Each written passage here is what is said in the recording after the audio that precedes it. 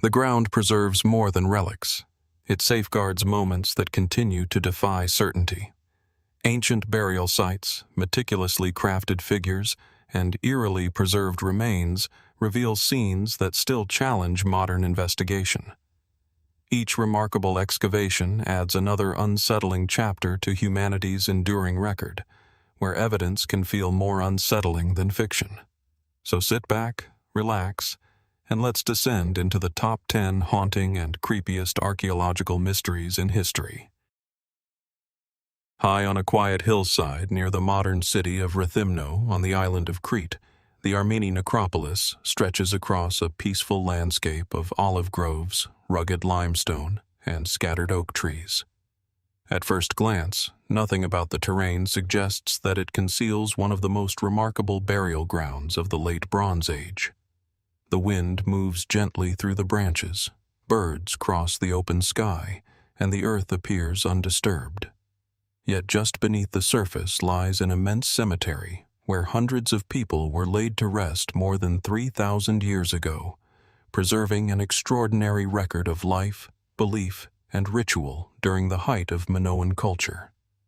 Discovered during the second half of the 20th century, the necropolis quickly became one of the most significant archaeological sites in Crete.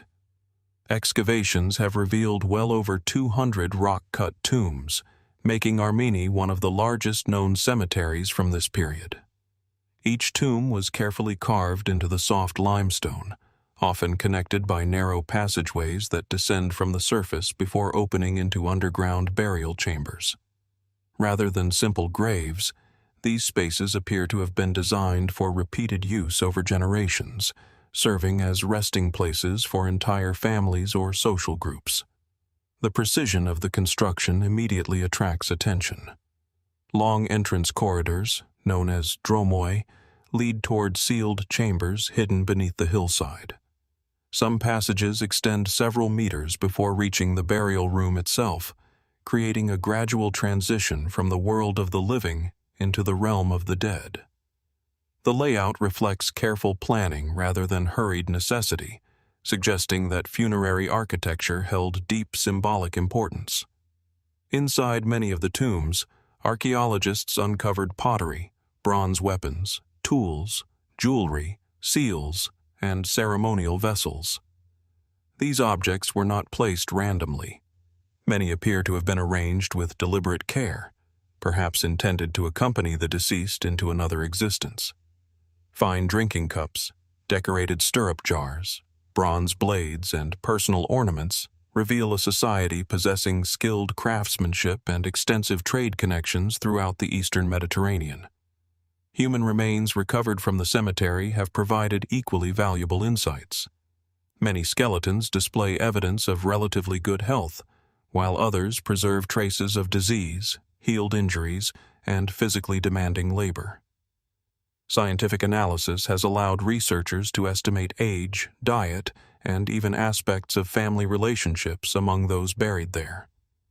Some individuals lived surprisingly long lives for the period, while children and infants were also carefully interred, indicating that elaborate burial customs extended across every stage of life.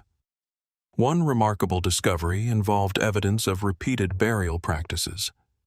Instead of permanently occupying a tomb after one funeral, skeletal remains were often respectfully rearranged to make space for later family members. Bones were carefully collected, stacked, or placed in designated areas within the chamber. This practice reflects a continuing relationship between the living and their ancestors rather than a final separation. Death, it seems, represented another phase within an ongoing family tradition. Among the most fascinating artifacts recovered from Armeni are a number of clay coffins known as larnakies.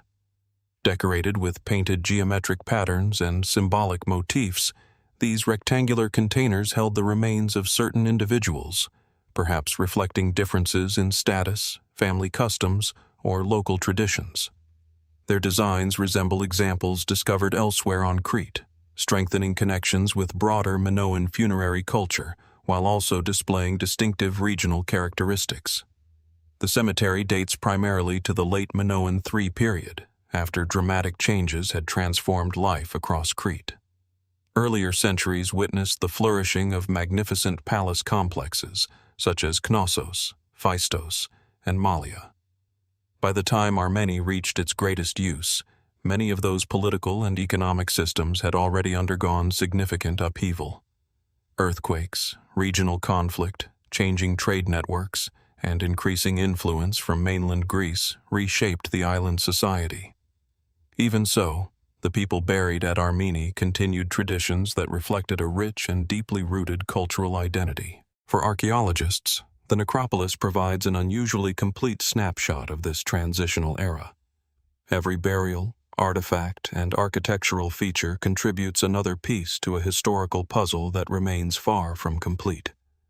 Yet despite decades of careful excavation, many aspects of Armeni continue to resist straightforward explanation. One enduring mystery concerns the sheer scale of the cemetery. Why was such an extensive burial complex concentrated in this particular location? Although nearby settlements have been identified, none appear large enough to account for every individual interred within the necropolis. Some researchers propose that Armeni served several surrounding communities, functioning as a regional cemetery over many generations. Others suggest that additional settlements connected to the site remain undiscovered beneath modern development or unexcavated terrain. Another intriguing feature involves the placement and orientation of certain tombs. While practical considerations undoubtedly influenced their construction, some specialists have explored whether astronomical observations or seasonal events played any role in determining their alignment. Similar discussions have emerged at archaeological sites throughout the Mediterranean, although no definitive evidence has established such a connection at Armeni. Even so, the possibility continues to invite careful examination. The burial goods themselves also inspire debate. Bronze swords placed beside individuals who show little evidence of combat raise interesting questions about symbolism and identity. Were these genuine weapons belonging to respected warriors, ceremonial objects representing social rank, or family heirlooms passed through generations before finally accompanying their owners into death? Each interpretation offers a plausible explanation, yet none answers every detail. Particularly captivating are the engraved seals found among the grave goods. These small objects likely served administrative, personal, or ceremonial purposes during life. Their carved images depict animals, geometric designs, and occasionally more complex scenes whose meanings remain uncertain. To modern observers, the symbols appear almost like fragments of a forgotten visual language, preserving messages whose full significance has faded with time. The remarkable preservation of many tombs has also encouraged broader speculation beyond mainstream archaeology. Some independent researchers argue that the complexity of Minoan engineering and funerary planning reflects knowledge that has not yet been fully appreciated. They point to sophisticated stoneworking techniques, carefully organized cemetery layouts, and enduring architectural stability as evidence that late Bronze Age builders possessed practical expertise, often underestimated today. Others extend these ideas even further, suggesting that certain symbolic motifs found throughout Minoan culture may encode forgotten cosmological beliefs or advanced systems of observation connected to cycles of nature and the heavens. While such proposals remain outside the academic consensus and lack conclusive supporting evidence, they continue to attract interest because many aspects of Minoan religion are still only partially understood. There are also legends that quietly circulate among local communities, describing ancient resting places where the boundary between memory and landscape seems unusually thin. Stories speak of an atmosphere unlike ordinary archaeological sites, where silence itself appears to linger with uncommon weight. Such accounts belong to folklore rather than documented history, yet they illustrate how places like Armeni continue to shape the imagination long after the people who built them disappeared from recorded memory. Modern scientific methods continue to reveal new information.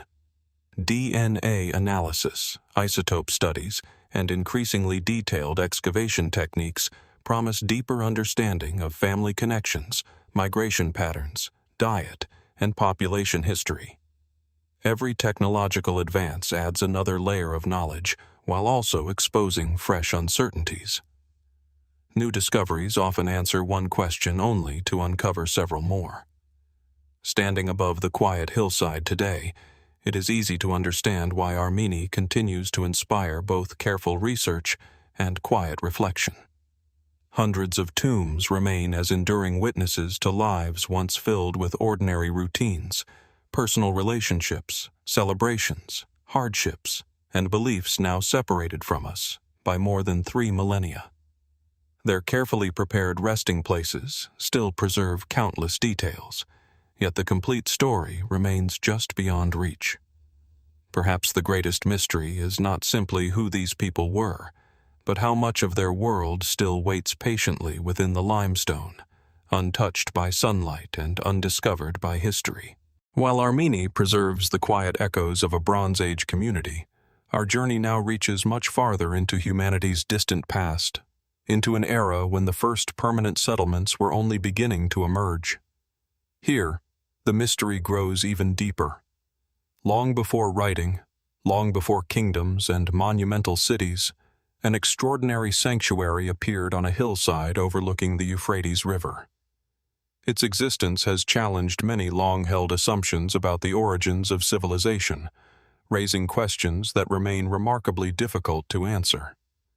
In southeastern Turkey, where rolling limestone ridges overlook fertile valleys, the ancient site of Nevali Çori once rested peacefully above the waters of the Euphrates. Today, the original location lies beneath the reservoir created by the Ataturk Dam, preserved only through excavation records, photographs, recovered artifacts, and careful documentation completed before the rising water permanently covered the settlement. Although the landscape itself has disappeared from view, the discoveries made there continue to reshape our understanding of prehistoric humanity. Thousands of years before the pyramids of Egypt, before Stonehenge, and before the first cities of Mesopotamia, Nevali Çori was already home to a community unlike any previously imagined. The settlement dates to roughly 8,500 to 8,000 BC, during what archaeologists call the pre-pottery Neolithic period. This was a time traditionally associated with small farming villages, simple dwellings, and societies only beginning to cultivate crops and domesticate animals. For decades, researchers believed that organized religion, monumental architecture, and social hierarchy developed only after agriculture had become firmly established. Nevali Çori challenged nearly every part of that narrative. At first glance, the settlement appears modest. Excavated homes were rectangular, constructed with carefully fitted stone foundations supporting mud brick walls.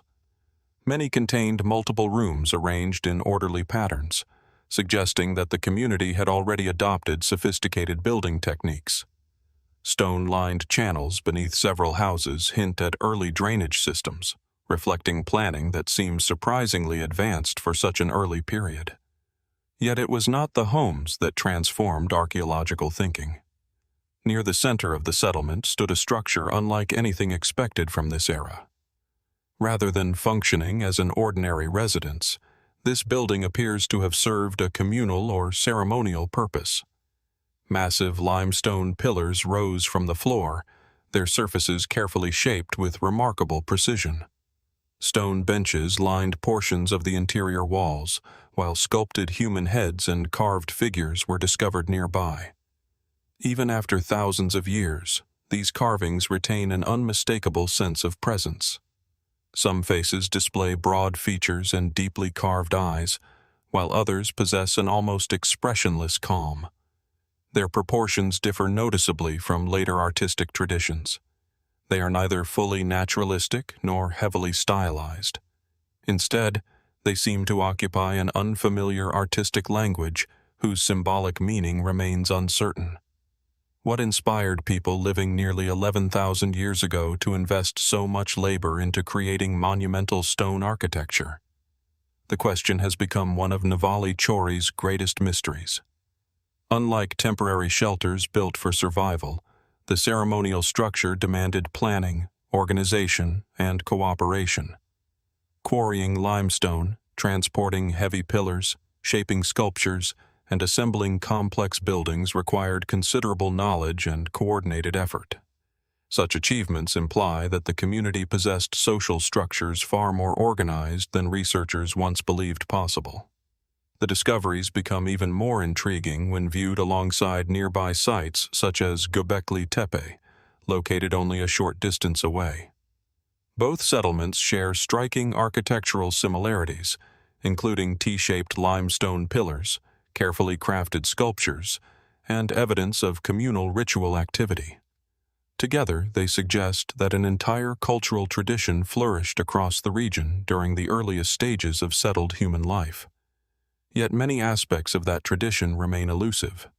No written language survives from these people. No historical records describe their beliefs. No myths preserve the names of those who carved the towering stones. Everything archaeologists know comes directly from the earth itself. Among the most remarkable discoveries at Nevali Çori were limestone sculptures depicting human figures with unusual anatomical details.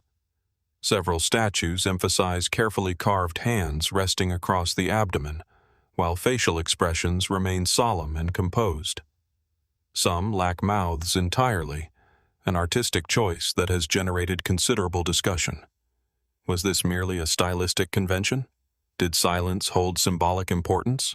Or did these figures represent beings whose identity cannot easily be translated into modern understanding?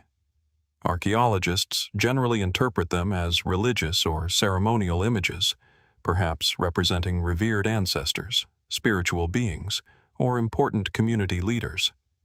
Without written evidence, however, certainty remains impossible. Fragments of smaller sculptures reveal animals including birds and snakes, creatures that appear repeatedly throughout early Neolithic symbolism across southeastern Turkey. Snakes often occupy significant roles in ancient belief systems worldwide, representing renewal, transformation, protection, or danger depending upon cultural context. Whether Nevali Çori attached similar meanings to these animals remains unknown. Excavations also uncovered hundreds of flint tools, obsidian blades, grinding stones, bone implements, and evidence of early agriculture. Wheat and barley cultivation appears to have formed part of daily life, while hunting continued alongside farming. The community occupied a fascinating transitional period when humanity balanced older hunter-gatherer traditions with increasingly permanent settlement. This blending of lifestyles may explain part of Nevali Çori's importance. Rather than representing a sudden leap toward civilization, the site illustrates gradual adaptation, innovation, and experimentation. Yet several features continue to resist simple explanation. The precision with which certain limestone pillars were shaped has attracted widespread attention. Modern researchers recognize that prehistoric stoneworkers possessed impressive technical abilities using surprisingly simple tools. Nevertheless, the consistency achieved across multiple carved surfaces remains deeply impressive. Some independent writers argue that such craftsmanship indicates forgotten technologies or knowledge now lost to history. Others suggest that archaeologists underestimate the capabilities of early communities, because modern assumptions often equate technological simplicity with intellectual limitation. Most specialists favor the latter interpretation. Human intelligence has changed remarkably little over thousands of years. Given sufficient time, cooperation, and experience, highly skilled craftspeople could certainly produce sophisticated monuments without advanced machinery. Even so, observing the finished pillars inspires genuine admiration. Their clean lines, balanced proportions, and enduring stability demonstrate extraordinary patience and technical understanding. Another enduring mystery concerns the social organization required to build ceremonial architecture before the widespread emergence of large agricultural economies. Conventional models once proposed that food surpluses created social complexity, eventually giving rise to religion and monumental construction. Nevali Çori appears to reverse that sequence. Could shared spiritual traditions have encouraged cooperation first?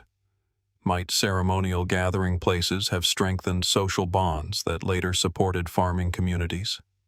Increasing numbers of archaeologists now consider this possibility seriously.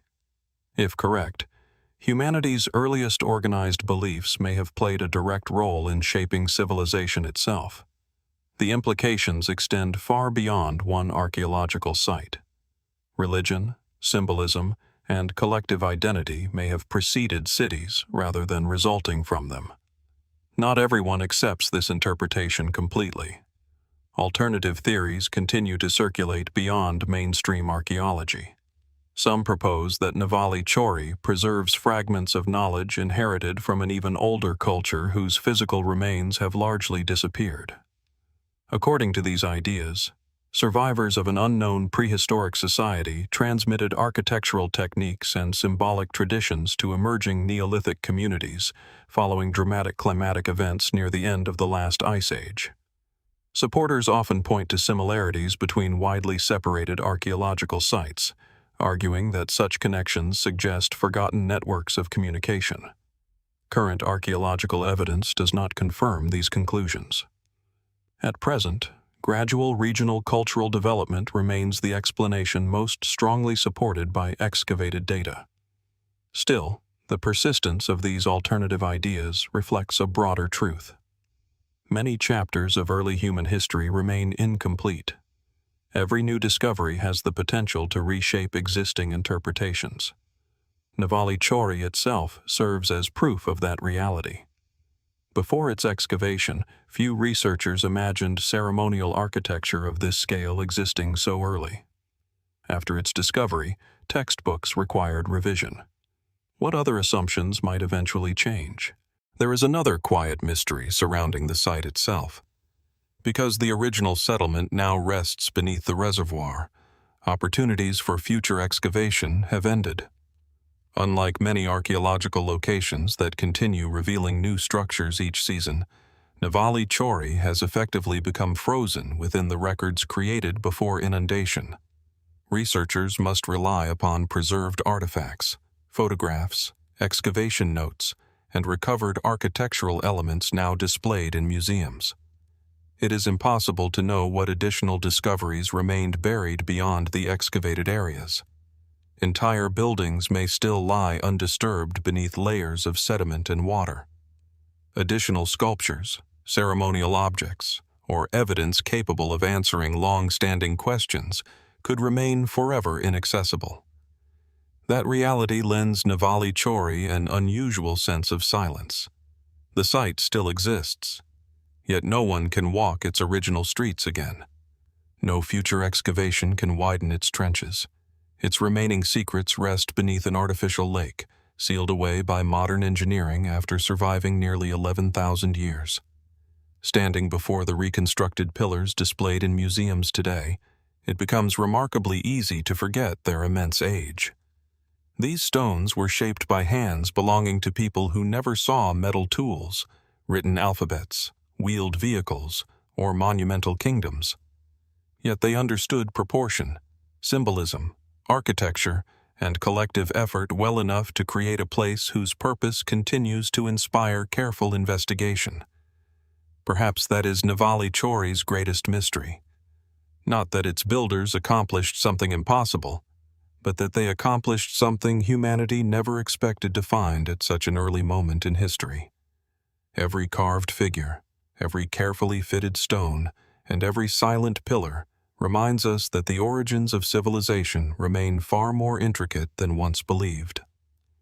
As archaeology continues uncovering traces of humanity's earliest chapters, Nevali Çori stands as a quiet reminder that some of history's most profound revelations emerge not from legend, but from discoveries patiently waiting beneath the ground. Or in this case beneath still water, where untold answers may remain forever beyond our reach. From a submerged Neolithic sanctuary, our journey now shifts to a very different frontier, one built not to gather communities, but to divide worlds. Where Nevali Çori revealed humanity's earliest experiments with ceremony and cooperation, the next mystery rises from an age of imperial ambition. Stretching across the rugged landscapes of northern Britain, Hadrian's Wall remains one of history's most formidable boundaries, its weathered stones preserving stories of soldiers, distant cultures, and unexplained encounters that continue to echo through the surrounding hills. On windswept ridges where rolling moorland meets dramatic escarpments, the remains of Hadrian's Wall cut a long, uneven line across the countryside. In some places, only low foundations emerge from the grass. Elsewhere, towering sections of carefully fitted stone still stand against the horizon, almost unchanged despite nearly 2,000 years of relentless rain, frost, and wind. Sheep graze quietly between abandoned mile castles, while ravens circle overhead. The landscape feels peaceful, yet there is an unmistakable weight to the silence, as though every stone still remembers the footsteps of those who once guarded the edge of an empire. Constructed during the reign of the Roman Emperor Hadrian, beginning around AD 122, the wall stretched for approximately 73 Roman miles, crossing northern Britain from the River Tyne in the east to the Solway Firth in the west. It was not simply a defensive barrier. It was a carefully organized frontier system that included forts, observation towers, gates, roads, and military settlements, forming one of the most ambitious engineering projects ever undertaken by the Roman Empire. At first glance, its purpose appears straightforward. Rome had expanded across much of Britain, yet the northern regions remained difficult to control. Beyond the frontier lived numerous tribal societies whose relationships with Rome shifted between trade, diplomacy, uneasy coexistence, and open conflict. The wall established a visible boundary, allowing the empire to regulate movement, collect taxes, monitor commerce, and project military authority into the surrounding landscape. Yet, even after centuries of study, historians continue to debate precisely why such an immense structure was built. If the goal had been purely military defense, the wall alone would have offered limited protection against determined large-scale attacks. Its height varied considerably, and many sections could be crossed with enough time and effort. Instead, many researchers believe the wall functioned primarily as a symbol of imperial control, a declaration that Roman order extended this far and no farther. It represented power as much as protection. Every stone announced the presence of Rome. The construction itself remains deeply impressive. Millions of carefully shaped stones were transported, fitted, and assembled across hills, valleys, rivers, and steep cliffs. In areas where stone was less readily available, turf walls were initially constructed before later modifications strengthened portions of the frontier. Forts housed thousands of auxiliary troops recruited from every corner of the empire, including regions stretching from modern-day Syria to North Africa and continental Europe. The frontier became an extraordinary meeting point of cultures. Soldiers stationed along Hadrian's Wall often came from places separated by thousands of kilometers. They brought their languages, religious traditions, customs, and personal beliefs with them. Archaeological discoveries reveal altars dedicated to Roman gods standing alongside shrines honoring deities from distant provinces. Inscriptions record the names of commanders, craftsmen, merchants, and ordinary soldiers whose lives unfolded far from their original homes. The wall was never an isolated military outpost. It was a living community. Families settled near forts. Traders established markets. Blacksmiths repaired weapons and tools. Children grew up within sight of marching legions. The sounds of conversation, livestock, construction, and military drills once filled ground that now lies almost completely silent. Excavations have uncovered remarkable glimpses into this forgotten world. Leather shoes discarded centuries ago remain astonishingly well preserved in waterlogged soil. Personal letters written on thin wooden tablets survive with surprising clarity, offering intimate snapshots of everyday life. Invitations to birthday celebrations, requests for supplies, military reports, and complaints about weather reveal people whose concerns often seem remarkably familiar despite the passage of nearly 2 millennia. Perhaps nowhere illustrates this better than the Roman fort at Vindolanda, located just south of the wall itself. Continuous excavation has revealed thousands of artifacts that transform history from distant abstraction into lived experience. Wooden combs, children's toys, fragments of clothing, writing tablets, jewelry, and ordinary household objects remind us that the frontier was inhabited not only by soldiers, but by entire communities. Yet alongside these everyday discoveries lies another, quieter mystery. Life on the frontier demanded constant vigilance. Dense forests once covered much of the surrounding region. Thick fog frequently settled across the hills. Winter storms reduced visibility to only a few meters. Communication between forts depended upon disciplined patrols and signal systems operating across vast stretches of isolated terrain. How did soldiers experience such an environment? Imagine standing watch through freezing rain while darkness covered the landscape beyond the wall. Somewhere beyond the frontier, unfamiliar voices occasionally echoed across the valleys. Animal calls blended with shifting winds. Every distant movement demanded attention, yet most proved impossible to identify. In such conditions, uncertainty itself became a constant companion. Roman records acknowledge conflict with northern tribes, but they also reveal periods of cooperation, trade, and negotiated peace. The peoples living beyond the wall were never a single unified group. They possessed diverse cultures, alliances, and political structures that evolved over generations. Nevertheless, Roman writers frequently portrayed the lands beyond the frontier as mysterious and unpredictable. This perception shaped the psychology of the frontier. For many stationed there, the wall marked more than a political boundary. It represented the edge of the familiar world. That symbolic significance has inspired centuries of folklore. Long after Roman authority disappeared from Britain, local traditions continued to surround the abandoned ruins with stories difficult to explain. Travelers described hearing footsteps where no one appeared. Shepherds spoke of distant voices carried unusually clearly across empty hills. Some claimed that shadowy figures occasionally seemed to move between ruined towers before fading into mist. Such stories belong to regional folklore rather than documented history, yet they persist with remarkable consistency across generations. Perhaps the landscape itself encourages imagination. The wall passes through terrain that changes dramatically with shifting weather. Morning sunlight can illuminate every stone with startling clarity before dense clouds suddenly transform the same ridges into dark silhouettes. Fog rolls quickly through low valleys, concealing entire sections of the ancient frontier before revealing them once more. Even modern visitors frequently describe an unusual atmosphere. Not one of fear exactly, rather a profound awareness of time. Standing atop these weathered stones, it becomes easy to imagine countless generations passing across the same ground. Roman soldiers, local farmers, medieval travelers, Victorian antiquarians, modern archaeologists. Each leaves traces. Each inherits questions left unanswered by those who came before.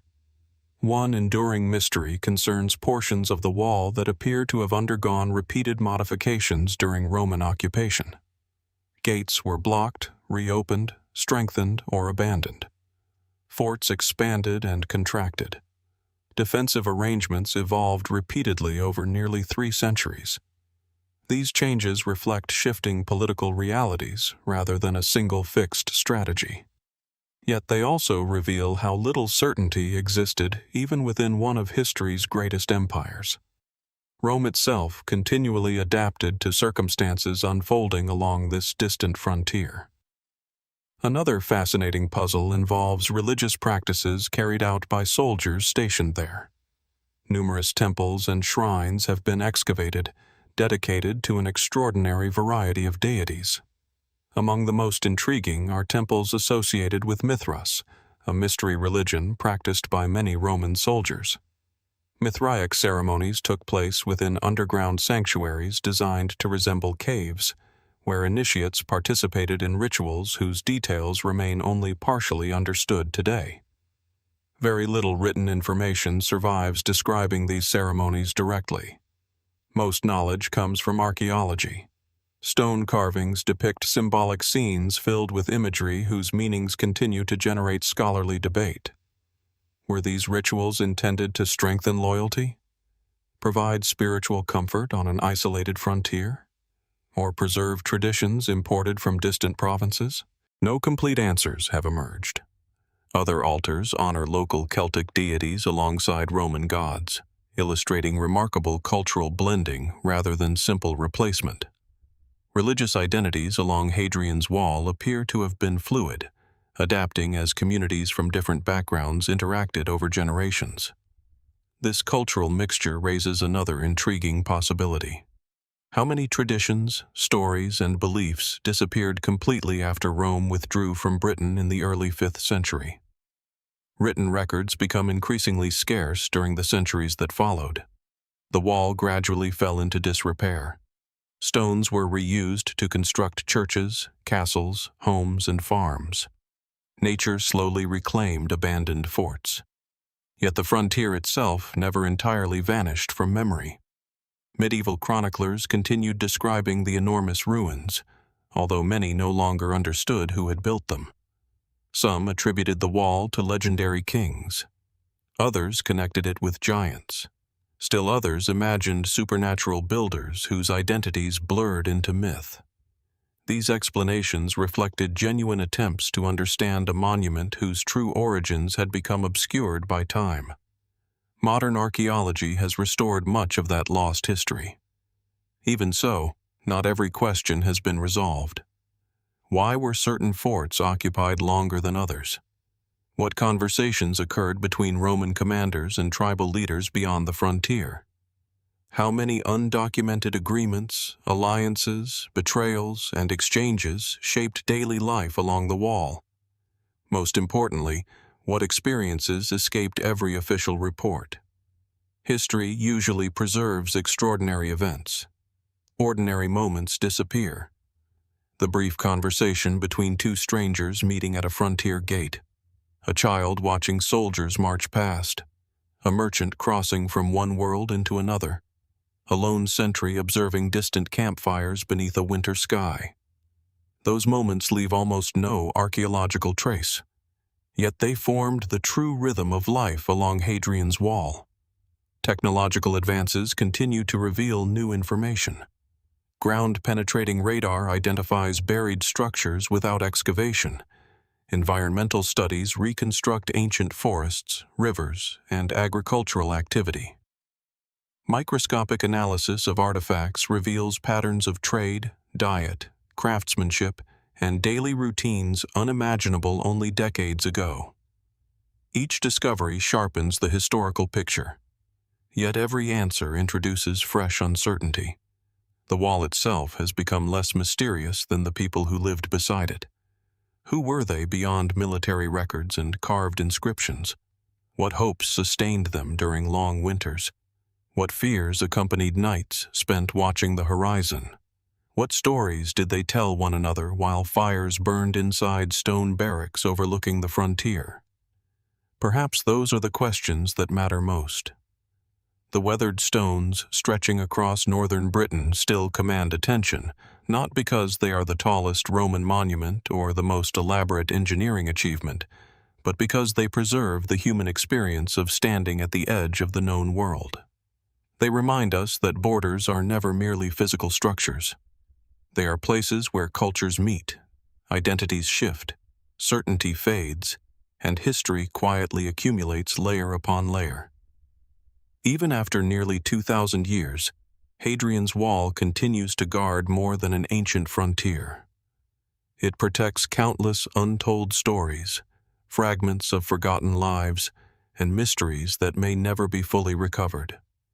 And as the wind moves once more across the silent stones, one cannot help but wonder how many voices still linger within this enduring line between empire and the unknown. From the mist-covered frontier of Hadrian's Wall, our path now leads across the Atlantic to another monument whose silent walls have inspired centuries of speculation. Unlike Rome's carefully documented frontier, this fortress belongs to a civilization that left no written chronicles of its own. Its stones tell a story, but much of that story must be reconstructed from archaeology, oral traditions, and the enduring mystery of a structure that still dominates the surrounding landscape. Rising from the coastal plain of northern Peru, the Paramonga Fortress commands attention long before its full shape comes into view. Surrounded by dry valleys, fertile farmland, and distant desert hills, the massive adobe complex appears almost like a natural extension of the earth itself.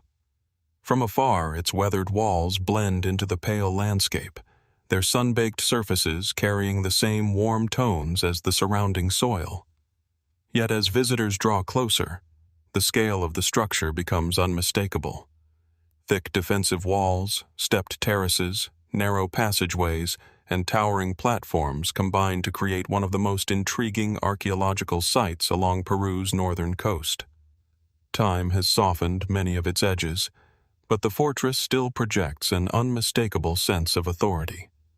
Even after centuries of erosion, earthquakes, and changing climates, its massive outline remains remarkably intact. Standing before its towering adobe walls, it is easy to understand why generations of travelers viewed the site with equal measures of admiration and curiosity. The origins of Paramonga remain one of its greatest mysteries.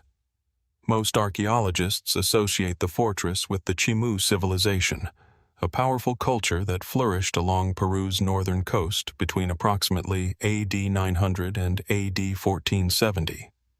The Chimu established their capital at Chanchan, one of the largest adobe cities ever constructed, controlling an extensive territory through sophisticated administration, irrigation systems, and regional trade networks. According to the prevailing archaeological interpretation, Paramonga likely served as an important administrative and military center positioned near the southern frontier of Chimu influence. Its strategic location allowed control over fertile river valleys, while monitoring movement between neighboring regions.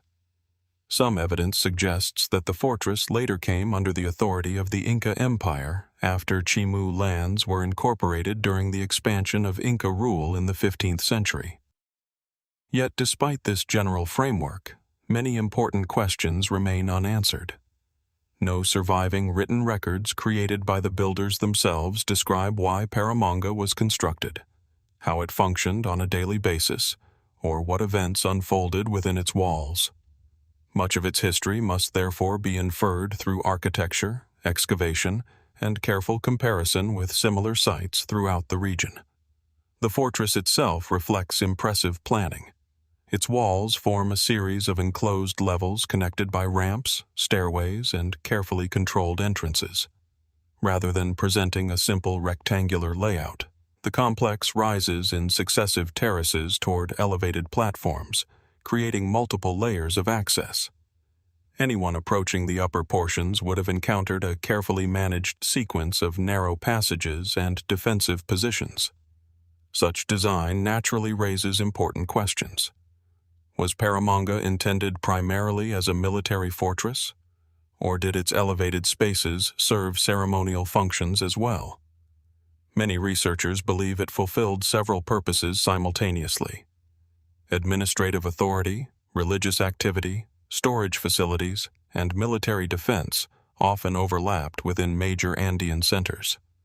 Instead of separating these roles into distinct buildings, ancient societies frequently integrated them into a unified architectural complex. The fortress also demonstrates remarkable engineering adapted to its environment. Unlike stone monuments found high in the Andes, Paramonga was built primarily from adobe bricks formed from mud and straw. Although modern observers sometimes underestimate adobe construction, these structures can endure for centuries when maintained in dry climates. The builders carefully selected materials suited to local conditions, creating thick walls capable of supporting substantial weight while providing insulation against dramatic temperature changes between day and night. Even today, the surviving architecture reflects extraordinary technical understanding. Every wall, terrace, and platform required careful planning to ensure long-term stability. Despite centuries without continuous maintenance, large portions of the complex remain standing, a testament to the skill of its original builders. One particularly intriguing feature is the fortress's commanding view across the surrounding valleys. From its upper levels, observers could monitor approaching travelers, agricultural lands, and important transportation routes stretching toward the coast and interior highlands. Such visibility clearly offered practical military advantages. Yet some researchers have wondered whether the elevated design also carried symbolic significance. Throughout the ancient Andes, high places often held spiritual importance. Mountains, hills, and elevated platforms frequently served as locations where ceremonies connected earthly communities with sacred landscapes. Could Paramonga's highest terraces have fulfilled both practical and ritual functions? Archaeological evidence supports ceremonial activity at many Andean administrative centers, although the precise role of Paramonga's upper platforms remains uncertain. Another enduring mystery concerns the fortress's appearance. Early Spanish chroniclers occasionally described impressive structures encountered during the conquest of the Andes, but identifying which surviving ruins correspond to specific historical accounts remains challenging. Over centuries, weathering altered architectural details, while repeated occupation and reconstruction further complicated interpretation. As a result, historians continue debating exactly how Paramonga looked during its period of greatest importance. Its towering walls may once have supported brightly colored plaster. Wooden roofs may have covered interior spaces now open to the sky. Decorative elements that disappeared long ago may have transformed the fortress into an even more imposing monument than what survives today. Excavations have recovered pottery fragments, tools, and other everyday objects that provide glimpses into life within the complex. These discoveries reveal skilled craftspeople, organized storage systems, and extensive interaction with surrounding communities. The fortress was not an isolated stronghold, but part of a broader cultural landscape connected through trade, agriculture, and political administration. Still, much remains concealed. Large portions of the surrounding area have never been fully excavated. Buried structures may still extend beyond the visible ruins, preserving information capable of reshaping current interpretations. Modern technologies such as aerial mapping, satellite imagery, and ground-penetrating surveys continue revealing subtle features hidden beneath the surface. Every investigation adds detail while also introducing fresh questions. Beyond archaeology, Paramonga has long attracted speculation from alternative researchers and local traditions. One recurring idea focuses on the fortress's unusual geometric layout. Some independent writers suggest that its arrangement reflects astronomical knowledge encoded within the architecture. They point to alignments between walls, terraces, and seasonal solar movements, proposing that the structure functioned as a sophisticated observational center alongside its administrative role. Mainstream archaeology approaches such claims cautiously. While many ancient cultures incorporated astronomical observations into architecture, establishing intentional alignments requires extensive evidence rather than visual resemblance alone. At present, no scholarly consensus confirms that Paramonga was specifically designed as an astronomical observatory. Nevertheless, the discussion continues because Andean civilizations unquestionably possessed advanced understanding of seasonal cycles essential for agriculture. Another theory concerns the fortress's apparent complexity compared with neighboring settlements. Some enthusiasts argue that Paramonga reflects inherited architectural traditions originating from much older civilizations now largely forgotten. According to these interpretations, knowledge passed through generations long before the rise of the Chimu, preserving engineering techniques whose earliest origins remain obscure. Current archaeological evidence favors gradual cultural development across the region, rather than sudden inheritance from an unknown advanced society. Even so, Peru's archaeological landscape continues producing unexpected discoveries. New ceremonial centers, irrigation systems, and monumental structures emerge regularly through ongoing research, reminding scholars that ancient Andean history remains far from complete. Local folklore adds another layer to Paramonga's enduring mystery. Stories passed through nearby communities describe hidden chambers concealed deep within the fortress, where valuable objects were supposedly protected during times of conflict. Others speak of underground passageways extending far beyond the visible ruins, connecting distant locations through secret corridors. No archaeological evidence has verified such tunnels on the scale described in legend. Yet tales of concealed passages appear remarkably often around ancient fortifications throughout the world, reflecting the powerful imagination inspired by massive ruins whose interiors remain only partially understood. Visitors occasionally remark upon another subtle quality difficult to describe. Despite the open landscape, sound behaves in unusual ways within portions of the fortress. Footsteps echo unexpectedly along narrow corridors. Wind passing through damaged walls creates shifting tones that seem almost deliberate. Quiet voices carry farther than expected before fading into the surrounding silence. These effects result naturally from architecture and airflow. Yet experiencing them firsthand encourages reflection on how ancient inhabitants perceived the same spaces centuries ago. Imagine guards standing watch from elevated terraces as evening settled across the valley. Fires flickered within enclosed courtyards while distant travelers approached along ancient roads. Ceremonies may have unfolded beneath starlit skies as political leaders, priests, merchants, and soldiers gathered inside walls that symbolized both protection and authority. Those moments have disappeared. Only the architecture remains. Every surviving adobe wall carries silent testimony to generations whose names have been lost. Their decisions shaped the fortress, maintained its defenses, and transformed it into one of the most recognizable monuments of Peru's ancient past. Yet countless details escaped preservation. Who ordered its construction? How many phases of expansion reshaped its appearance?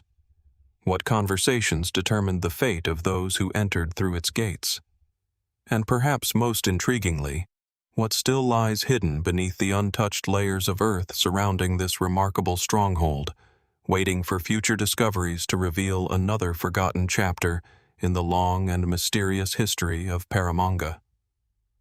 As archaeologists continue studying Paramonga, another fascinating detail gradually comes into focus. Ancient fortresses are often remembered for the battles they witnessed, yet they also served as places where everyday life unfolded. Behind the imposing walls, generations of people likely carried out routines that rarely appear in the archaeological record. Food was prepared, tools were repaired, goods were counted, messages were delivered, and decisions affecting entire communities may have been made within rooms that now stand empty beneath the open sky. Evidence recovered from the surrounding region suggests that Paramonga occupied an important position within a network of agricultural settlements supported by carefully managed irrigation canals. The fertile valleys of Peru's northern coast depended upon precise control of water, transforming otherwise arid land into productive farmland. Whoever controlled these irrigation systems held considerable influence over the surrounding population. This has led many researchers to believe that Paramonga's role extended far beyond military defense. It may also have functioned as a center of administration, where officials supervised labor, managed harvests, and coordinated the movement of resources across neighboring territories. Such responsibilities required organization, planning, and communication on a remarkable scale. The Chimu civilization developed one of the most sophisticated political systems in pre-Columbian South America. Skilled artisans produced intricate metalwork, finely woven textiles, and beautifully decorated ceramics that reflected both artistic mastery and centralized authority. Maintaining such an extensive society demanded secure transportation routes and carefully positioned regional centers. Paramonga appears ideally situated to have fulfilled exactly that purpose. Yet one puzzle continues to attract attention. Unlike many ancient sites where extensive residential districts surround monumental architecture, Paramonga's visible layout appears dominated by defensive and administrative features. This raises an important question. Were large residential areas located beyond the portions excavated so far gradually erased by agriculture and later construction? Or was the fortress occupied only by a relatively small population responsible for overseeing a much larger surrounding region? Excavation has not yet provided a definitive answer. Another mystery involves the sequence of construction itself. Careful examination of surviving walls indicates that certain sections were modified over time. Different construction techniques, variations in adobe composition, and changes in wall thickness suggest that Paramonga did not emerge all at once. Instead, the fortress likely evolved across generations, expanding and adapting as political circumstances changed. Each new ruler may have left a visible mark upon the complex. Each period of uncertainty may have inspired additional defenses. Each generation reshaped the fortress according to needs that archaeology can only partially reconstruct. This gradual evolution mirrors countless ancient monuments around the world. Great structures rarely remain unchanged. They grow alongside the societies that create them, absorbing new ideas while preserving older foundations beneath successive layers of construction. Paramonga may therefore represent not a single moment in history, but centuries of continuous adaptation. The surrounding landscape offers further clues. From the upper terraces, visibility extends across river valleys that have supported human settlement for thousands of years. Seasonal changes remain relatively subtle compared with more temperate climates, yet successful agriculture depended upon careful observation of rainfall patterns, river flow, and irrigation schedules.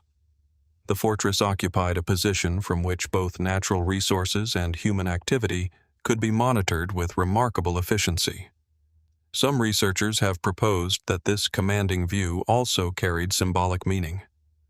Throughout the ancient Andes, political authority often blended seamlessly with religious belief. Leaders were expected not merely to govern, but to maintain harmony between society and the natural world. Elevated platforms therefore served practical and ceremonial purposes simultaneously, reinforcing the connection between earthly leadership and sacred landscapes. Without written records, however, much remains open to interpretation.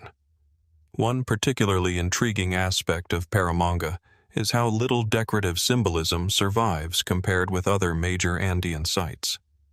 While neighboring cultures produced richly carved stone monuments and elaborate iconography, Paramonga appears comparatively restrained. This may simply reflect differences in available building materials, since adobe preserves decorative details less effectively than stone. Alternatively, the fortress may have emphasized function over display, expressing authority through scale rather than ornament.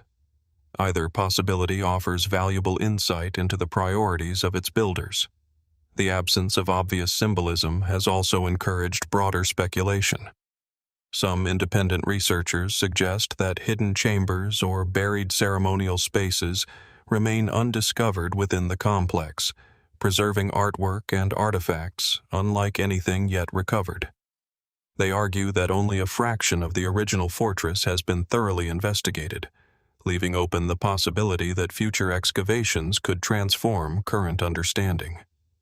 Professional archaeologists acknowledge that many areas remain unexplored. At the same time, they emphasize that extraordinary claims require equally substantial evidence. Archaeology advances through careful excavation rather than assumption, and each discovery must be interpreted within its broader historical context. Still, history repeatedly demonstrates that remarkable discoveries often emerge from places long believed to be fully understood. Entire royal tombs, ceremonial complexes, and ancient cities have appeared beneath landscapes studied for generations.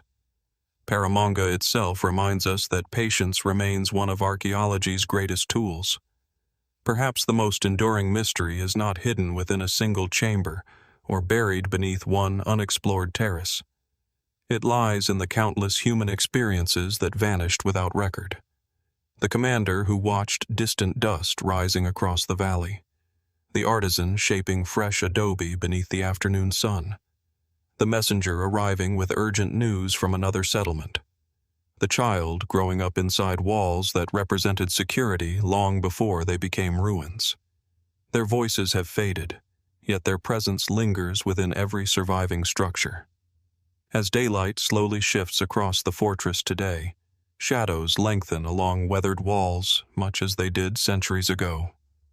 Wind still passes through ancient passageways, carrying only silence where commands, conversations, and footsteps once echoed. The landscape has changed. Civilizations have risen and fallen, yet Paramonga continues to overlook the valley with quiet endurance. Its walls reveal enough to inspire admiration, but conceal enough to preserve mystery. And perhaps somewhere beneath the untouched earth surrounding this remarkable fortress, another forgotten discovery still waits, patiently preserving answers that have remained hidden for hundreds of years, waiting for the moment when history is ready to uncover them. Leaving behind the towering adobe walls of Paramonga, our journey now follows another remarkable settlement where silence has become one of history's most enduring witnesses. This time, the mystery unfolds far from the fertile valleys of South America, in a landscape shaped by relentless sun, powerful winds, and vast stretches of arid terrain. Here, an entire city survived, not because it escaped time, but because the desert chose to preserve it.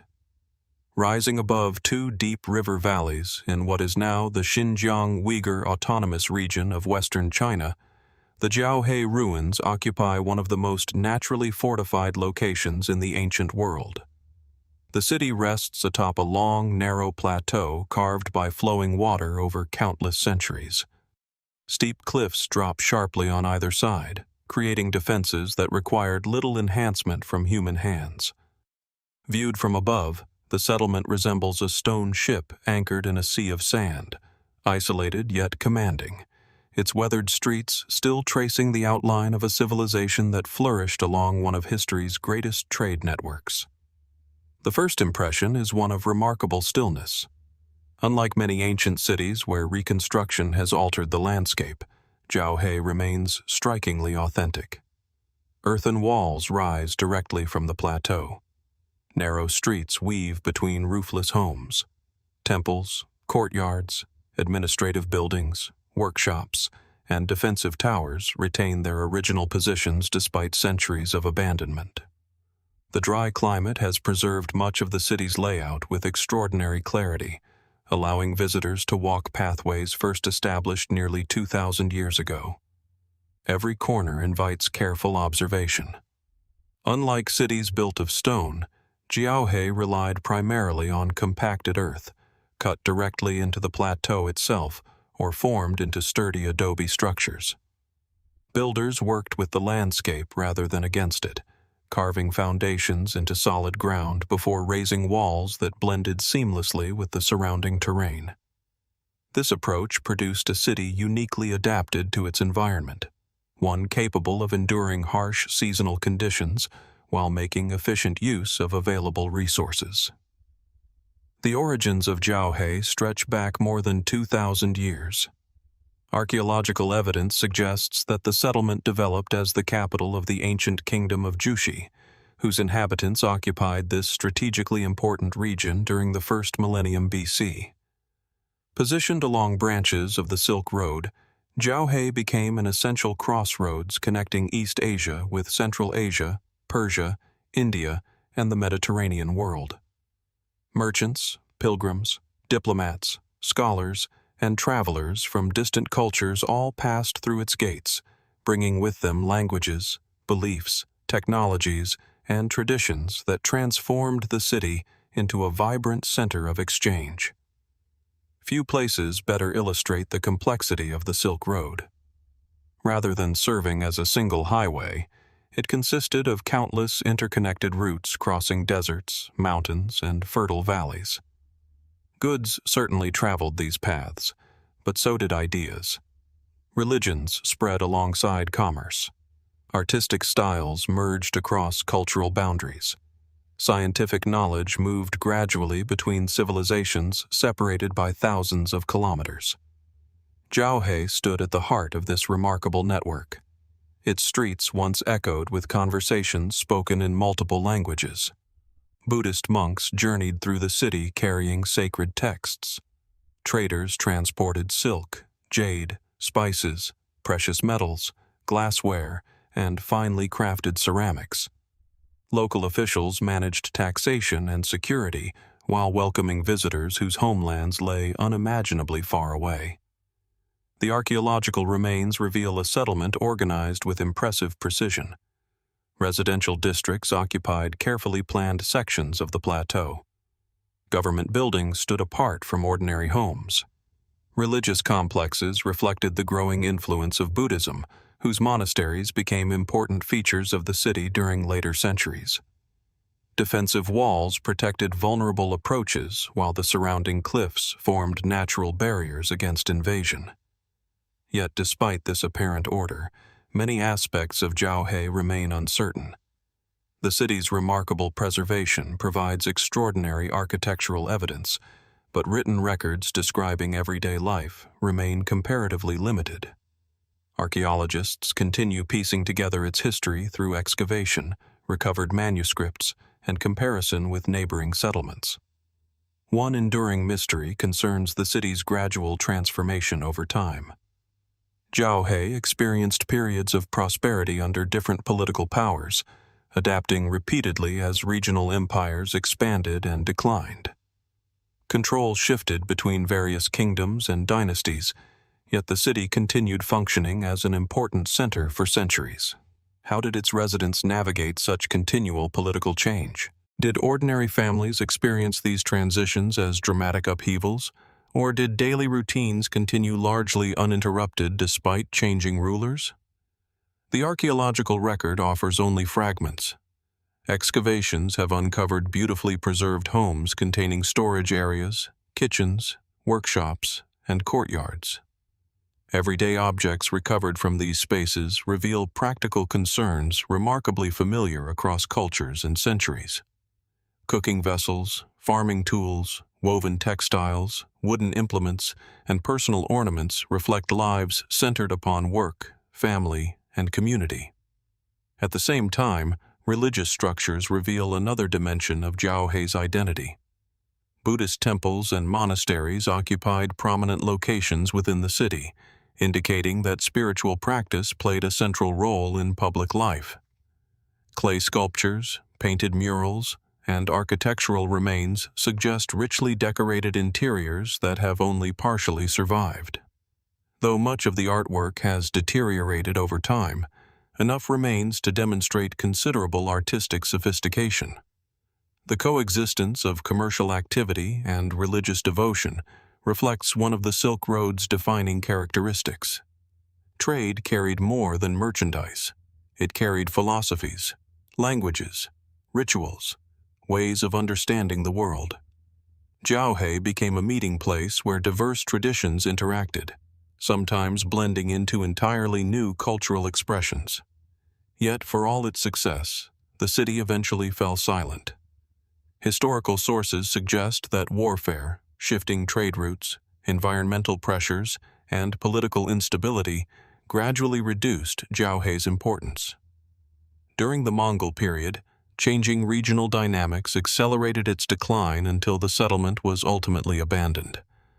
Unlike cities destroyed suddenly by volcanic eruptions or catastrophic earthquakes, Jiaohe appears to have faded gradually.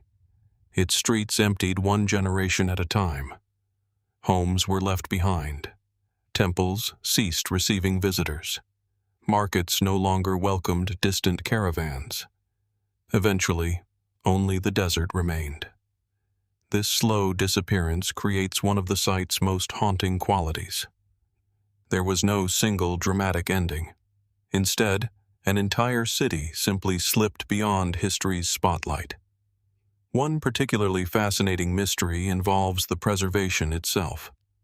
The arid climate protected fragile earthen architecture with astonishing effectiveness. Buildings that might have collapsed within decades elsewhere survived for centuries beneath dry skies. Wooden beams, fragments of fabric, manuscripts, and organic materials endured far longer than archaeologists once believed possible.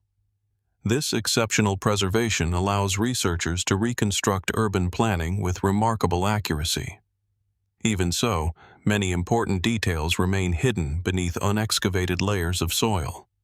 Modern archaeological surveys continue identifying buried structures beyond those already exposed. Ground-penetrating technologies suggest that portions of the city remain unexplored, preserving artifacts capable of refining, or perhaps challenging, current interpretations. Beyond established archaeology, Jiaohe has inspired numerous speculative ideas.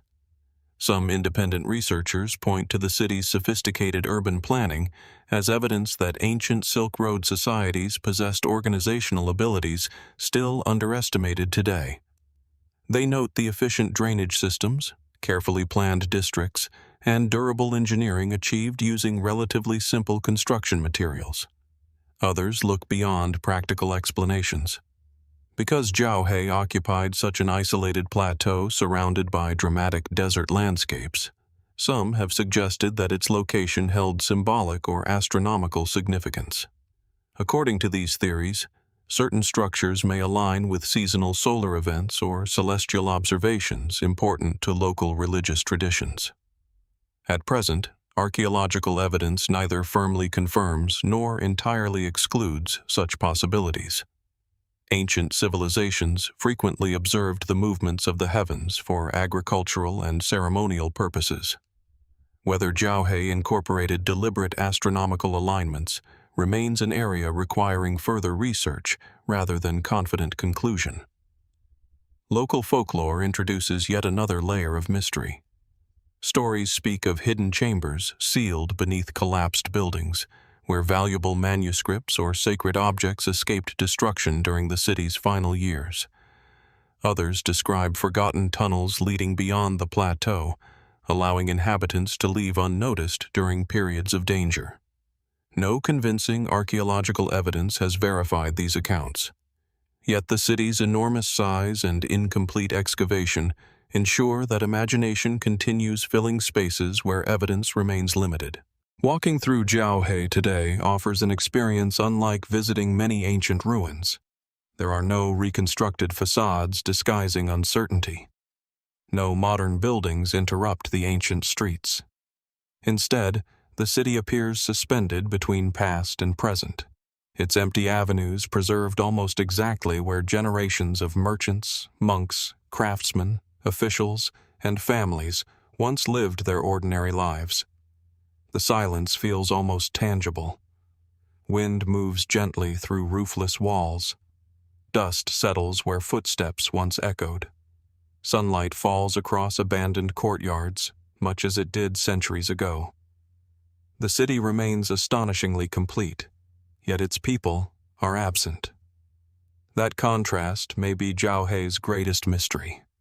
Its architecture reveals extraordinary resilience, preserving the physical framework of an entire civilization while leaving countless personal stories forever untold. Every preserved street suggests another forgotten conversation. Every abandoned doorway hints at lives interrupted by changes history recorded only imperfectly. And somewhere beneath the desert floor, concealed beneath layers of earth that have remained undisturbed for centuries, there may still rest discoveries capable of revealing another chapter in the remarkable and unfinished story of Jiaohe. As research at Jiaohe continues, Archaeologists have increasingly recognized that the city's greatest value lies not only in its monuments, but in the remarkable completeness of its urban design. Few ancient settlements allow researchers to observe an entire city's layout with such clarity. Roads, neighborhoods, religious districts, government compounds, defensive positions, and residential quarters remain visible almost exactly where they were first established, offering an unusually detailed window into everyday life along the Silk Road. This level of preservation has transformed Jiaohe into something far more than an archaeological site. It has become a time capsule. Walking through its narrow streets today, it is possible to trace routes once traveled by merchants carrying silk from Eastern workshops, by monks transporting sacred manuscripts, and by travelers whose journeys stretched across continents. Every intersection suggests countless encounters that history never recorded. A greeting exchanged between strangers. A negotiation completed in a busy marketplace. A child following a parent through winding alleyways. These ordinary moments vanished without leaving written accounts, yet the streets where they occurred remain almost untouched. One particularly fascinating aspect of Jiaohe is the city's relationship with the landscape itself. Unlike many fortified settlements surrounded by massive defensive walls, Jiaohe relied primarily on nature for protection. The steep cliffs bordering the plateau created formidable barriers on nearly every side, leaving only a few narrow approaches that could be carefully controlled. Rather than imposing an entirely artificial design upon the land, the city's builders adapted their architecture to the natural contours of the plateau. This harmony between geography and construction demonstrates remarkable planning. Every available space appears to have been used efficiently without disrupting the defensive advantages offered by the terrain. Homes were arranged with practical access to shared streets. Administrative buildings occupied prominent positions. Religious structures stood where they could be seen by much of the community. Even after centuries of erosion, the logic behind the city's design remains surprisingly easy to recognize. Yet one question continues to intrigue researchers. How many people actually lived here during its height? Estimates vary considerably. Some scholars believe the population numbered only a few thousand permanent residents, while others suggest that seasonal visitors, merchants, and religious pilgrims may have increased the city's population significantly at certain times of the year. Because Jiaohe occupied such an important crossroads, its population may have fluctuated constantly as caravans arrived and departed across the surrounding desert. If that was the case, the city would have represented a fascinating blend of permanence and movement. Some inhabitants spent entire lifetimes within its walls. Others remained only a few days before continuing journeys toward distant lands. Their paths briefly crossed before separating once again across thousands of kilometers. Another enduring mystery involves the remarkable cultural diversity reflected in archaeological discoveries. Manuscripts recovered from the broader region appear in several different languages, demonstrating the extraordinary range of influences passing through this part of Central Asia. Religious traditions coexisted alongside commercial exchange, creating an environment where ideas traveled almost as freely as goods. How did these diverse communities interact on a daily basis? Did different groups maintain separate neighborhoods? Or did families from varied cultural backgrounds gradually develop shared customs over generations? The available evidence provides intriguing hints, but few definitive answers. The city also raises important questions about resilience. Life in this environment demanded careful management of limited resources. Water remained precious. Agriculture depended upon nearby river systems and carefully maintained irrigation. Every building reflected practical adaptation to intense summer heat, cold winters, and persistent desert winds. Surviving for centuries under such conditions required far more than impressive architecture. It required knowledge passed carefully from one generation to the next. Knowledge of weather, construction, trade, farming, cooperation. Without those skills, a settlement in such an exposed landscape could not have endured for long. Some researchers believe this practical expertise deserves greater recognition than it has traditionally received. Ancient communities living along the Silk Road often demonstrated extraordinary ingenuity while working with limited resources, developing sustainable solutions perfectly suited to their environments. Others, however, continue exploring broader possibilities. A recurring alternative theory proposes that certain urban planning principles observed at Jiaohe reflect a much older architectural tradition extending across Central Asia.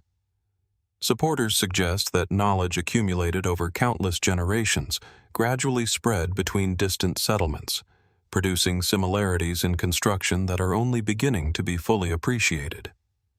Mainstream archaeology generally explains these patterns through cultural exchange, trade, and regional development rather than the influence of an unknown civilization. Even so, discoveries made throughout Central Asia continue reminding researchers that vast portions of the region remain only partially explored. Each new excavation has the potential to reshape accepted timelines. Another subtle mystery concerns what the desert chose to preserve and what it allowed to disappear. Walls survived. Roads remained visible. Building foundations endured. Yet countless objects made from wood, leather, textiles, and other fragile materials gradually deteriorated despite the dry climate. Conversations vanished completely. Music faded into silence. Religious ceremonies ended without witnesses. The emotional lives of Jiaohe's inhabitants remain almost entirely beyond recovery. Archaeology excels at revealing structures. Understanding human experience is often far more difficult. Standing among the ruins today, visitors frequently describe an unusual sensation created by this contrast. The city appears almost complete, yet entirely empty. Every street seems ready to welcome returning residents who never arrive. Every doorway opens into quiet rooms where daily life ended centuries ago. Perhaps that is why Jiaohe leaves such a lasting impression. Its mystery does not depend upon dramatic legends or unexplained phenomena. Instead, it emerges from absence. An entire city survives. Its people do not. The silence becomes part of the evidence. As shifting sunlight slowly moves across the plateau, long shadows once again stretch through streets first planned more than 2,000 years ago. Wind brushes against weathered earthen walls exactly as it did when caravans still crossed the surrounding valleys. The landscape remains familiar, while history itself has moved on. Yet somewhere beneath untouched layers of compacted earth, hidden rooms may still preserve forgotten manuscripts, overlooked artifacts, or quiet details capable of revealing new chapters in Jiaohe's remarkable story. Until those discoveries are made, the city continues to stand between certainty and speculation, inviting each generation to look a little closer and wonder how many of its oldest secrets are still resting patiently beneath the desert floor. From the silent streets of Jiaohe, where an entire city rests beneath the watch of the desert, our journey continues toward another place where nature and human ingenuity became inseparable. This time, the mystery is not carved into open plains or fortified plateaus, but into towering cliffs shaped by volcanic forces millions of years before the first inhabitants arrived. Here, homes were not built upon the landscape. They were carved directly into it, creating a settlement whose empty chambers still seem to whisper through the valley. In the heart of Cappadocia, in central Turkey, the ruins of Çavuşin village cling to the side of a rugged hillside overlooking a landscape unlike almost anywhere else on Earth. Soft volcanic tuff, sculpted by wind and rain over countless centuries, rises into dramatic rock formations, narrow ravines, and towering stone pillars. At first glance, the village appears almost unreal. Windows open from sheer cliff faces. Stairways vanish into weathered rock. Empty rooms emerge from the hillside itself, giving the impression that an entire community simply became part of the mountain. Silence dominates the valley. Only the sound of wind moving through hollow chambers breaks the stillness. The abandoned dwellings remain suspended above the surrounding fields, their entrances darkened by time. From a distance, the settlement resembles an immense honeycomb, each opening leading into spaces where families once gathered, children played, and generations carried out ordinary lives beneath roofs carved by human hands rather than assembled from stone. Çavuşin is among the oldest continuously inhabited areas in Cappadocia, with evidence of settlement extending back many centuries. While the village became especially significant during the Byzantine period, the region itself had already attracted communities long before, thanks to the remarkable qualities of its volcanic landscape. The soft rock proved surprisingly easy to carve while remaining stable enough to create homes, storage chambers, monasteries, churches, and entire underground complexes. Few environments offered such unique opportunities. Instead of transporting building materials across difficult terrain, inhabitants shaped the cliffs themselves into living spaces. Over time, entire neighborhoods developed within the rock, expanding gradually as each generation carved additional rooms, corridors, staircases, and courtyards. The result was architecture unlike anything produced elsewhere. One of the most striking landmarks overlooking the village is the Church of St. John the Baptist, widely regarded as one of the oldest and largest cave churches in the region. Carved directly into the rock face, its spacious interior once displayed colorful frescoes illustrating scenes from Christian tradition. Although many paintings have faded or suffered damage over the centuries, fragments remain visible, hinting at the artistic richness that once filled these quiet chambers. Standing inside such a church creates an unusual experience. Natural stone surrounds every surface. Columns emerge from the mountain itself. Light enters through carefully carved openings, illuminating spaces that seem to exist somewhere between architecture and geology. It becomes easy to understand why early religious communities found these landscapes so compelling. The surrounding region played an important role during periods when Christian communities sought refuge from political instability and persecution. Remote valleys, hidden churches, and extensive cave networks offered both isolation and protection. Over time, Cappadocia became known for its monastic settlements, where religious devotion blended naturally with the extraordinary landscape. Yet despite centuries of archaeological investigation, many aspects of Çavuşin remain uncertain. Unlike major imperial cities documented by official records, the village evolved gradually over long periods. Individual homes expanded as families grew. Churches were enlarged, modified, or repainted. Rock-cut chambers shifted in purpose as generations adapted existing spaces to changing needs. This continuous transformation makes precise dating remarkably difficult. Some carved rooms may preserve features from one century, while adjacent chambers reflect alterations made hundreds of years later. The village became a living structure, constantly reshaped without ever abandoning its original foundation. Perhaps the greatest mystery involves the countless people whose lives unfolded within these cliffs. Archaeology reveals the spaces they occupied, but rarely the details of their daily experiences. Who first imagined turning a mountainside into an entire community? How did children perceive these remarkable homes, where every room seemed connected to the living rock? What stories echoed through these winding passages during long winter evenings? The answers remain largely beyond recovery. Evidence suggests that agriculture supported much of the local economy. Nearby valleys provided fertile land for vineyards, orchards, and crops sustained by seasonal rainfall and careful cultivation. Meanwhile, the carved interiors maintained relatively stable temperatures throughout the year, remaining cool during hot summers and warmer during harsh winters.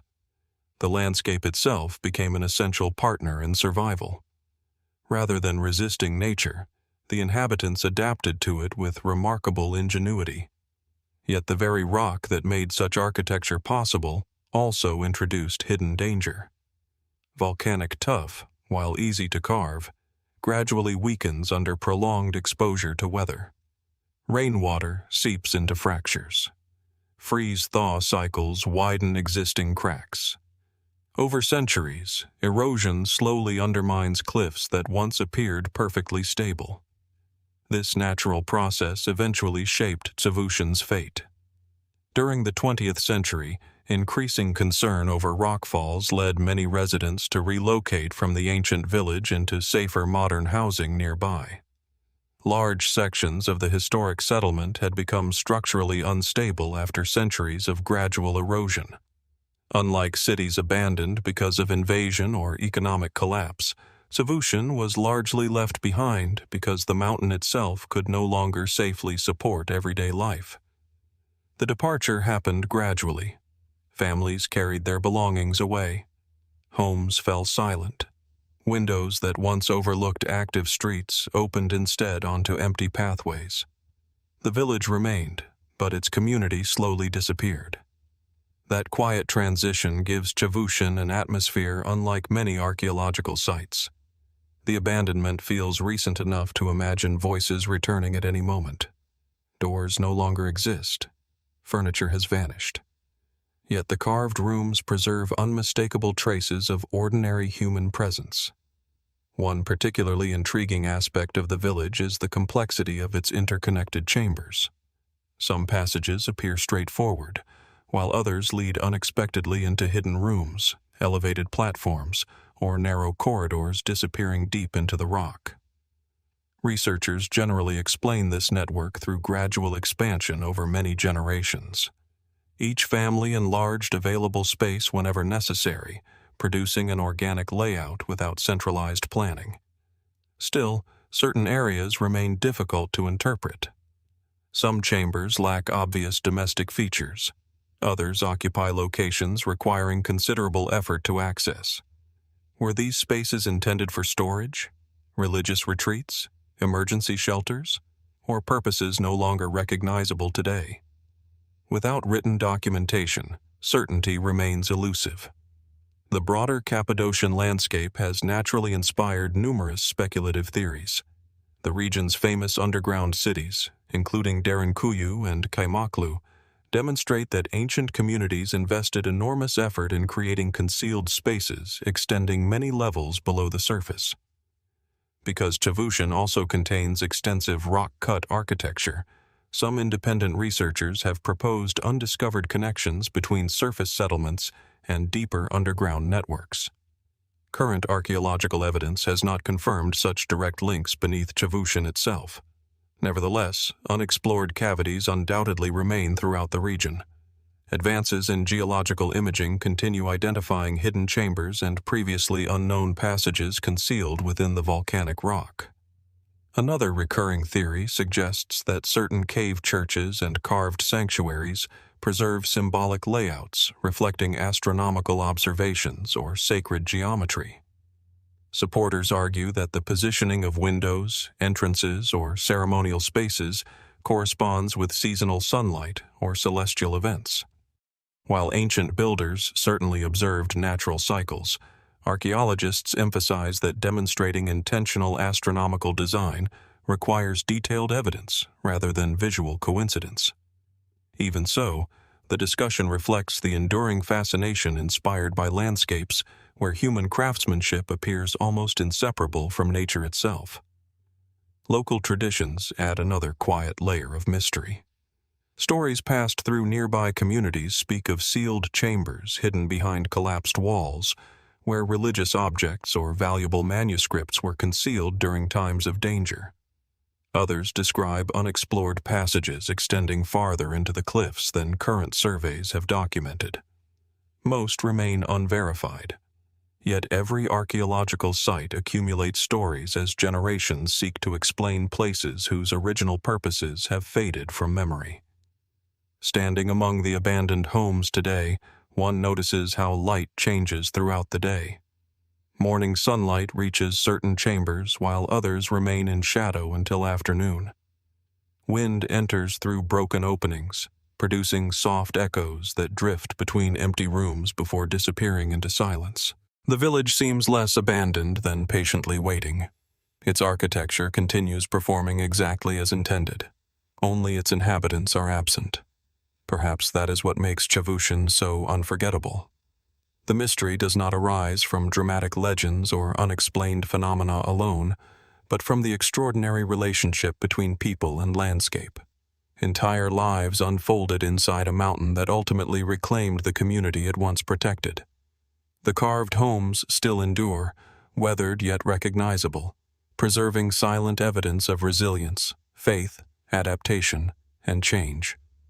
And somewhere beyond the chambers already explored, concealed within the ancient volcanic cliffs, there may still remain untouched spaces quietly holding stories that history has yet to uncover. As the years pass, Çavuşin continues to reveal subtle details that earlier generations of researchers could only speculate about. Careful archaeological surveys, geological studies, and modern imaging techniques have gradually improved our understanding of how the village evolved. Yet with every new discovery, another layer of uncertainty seems to emerge, reminding us that places shaped over centuries rarely surrender all of their secrets at once. One of the most remarkable aspects of Çavuşin is how naturally the settlement blends into its surroundings. From certain viewpoints, the village almost disappears into the pale cliffs, making it difficult to distinguish where the mountain ends and human construction begins. This harmony was almost certainly intentional. Rather than reshaping the landscape through massive engineering projects, its inhabitants worked with the volcanic rock, allowing the natural contours of the hillside to determine the arrangement of homes, passageways, and gathering spaces. Such an approach required remarkable understanding of the material itself. Every carved chamber depended upon recognizing which portions of the rock could safely support ceilings, walls, and staircases. One careless cut could weaken an entire section of the hillside. Over generations, this knowledge must have been passed from experienced craftsmen to younger builders, forming an architectural tradition preserved almost entirely through practice rather than written instruction. That tradition may have lasted for centuries. Even today, traces of careful planning remain visible in unexpected places. Ventilation shafts allowed fresh air to circulate through deeper chambers. Niches carved into walls served practical purposes, holding lamps, tools, or everyday belongings. Storage rooms were often positioned where temperatures remained relatively stable throughout the year, helping preserve food and supplies. These details reveal a community that understood its environment with remarkable precision. Yet, not every chamber fits neatly into familiar categories. Archaeologists have identified rooms whose functions remain uncertain. Some contain unusually high ceilings without obvious signs of domestic use. Others appear isolated from nearby living quarters, accessible only through narrow passages or steep stairways.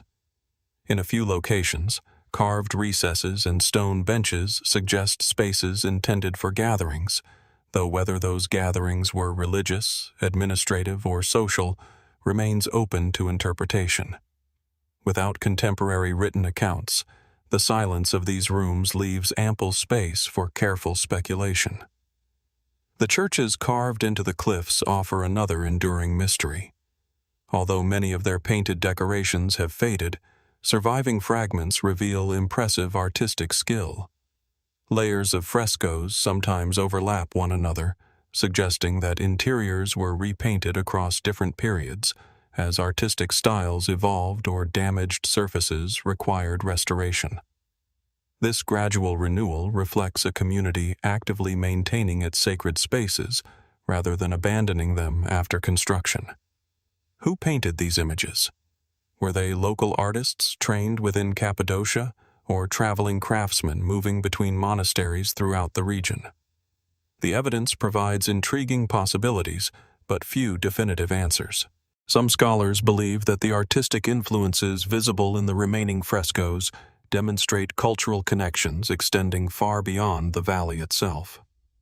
Cappadocia occupied an important position between East and West, allowing artistic traditions, theological ideas, and architectural practices to circulate across considerable distances. Çavuşin therefore participated in a much broader cultural landscape than its isolated appearance might suggest. Another fascinating question concerns how the village responded to changing political conditions.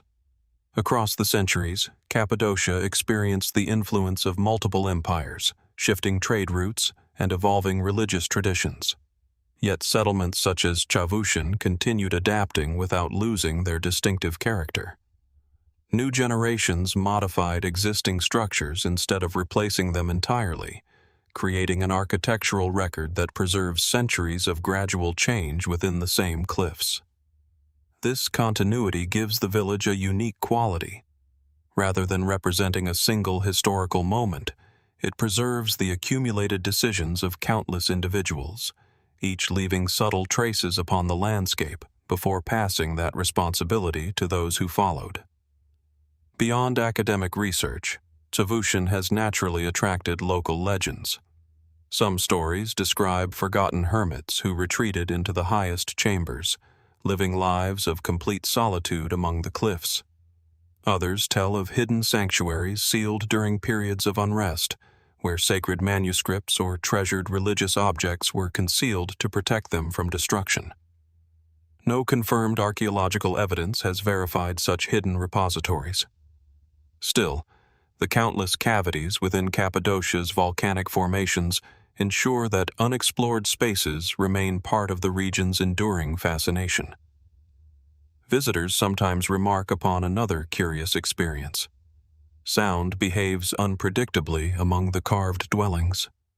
A quiet conversation spoken within one chamber may seem unexpectedly clear several passages away, while footsteps echo briefly before disappearing into the surrounding rock.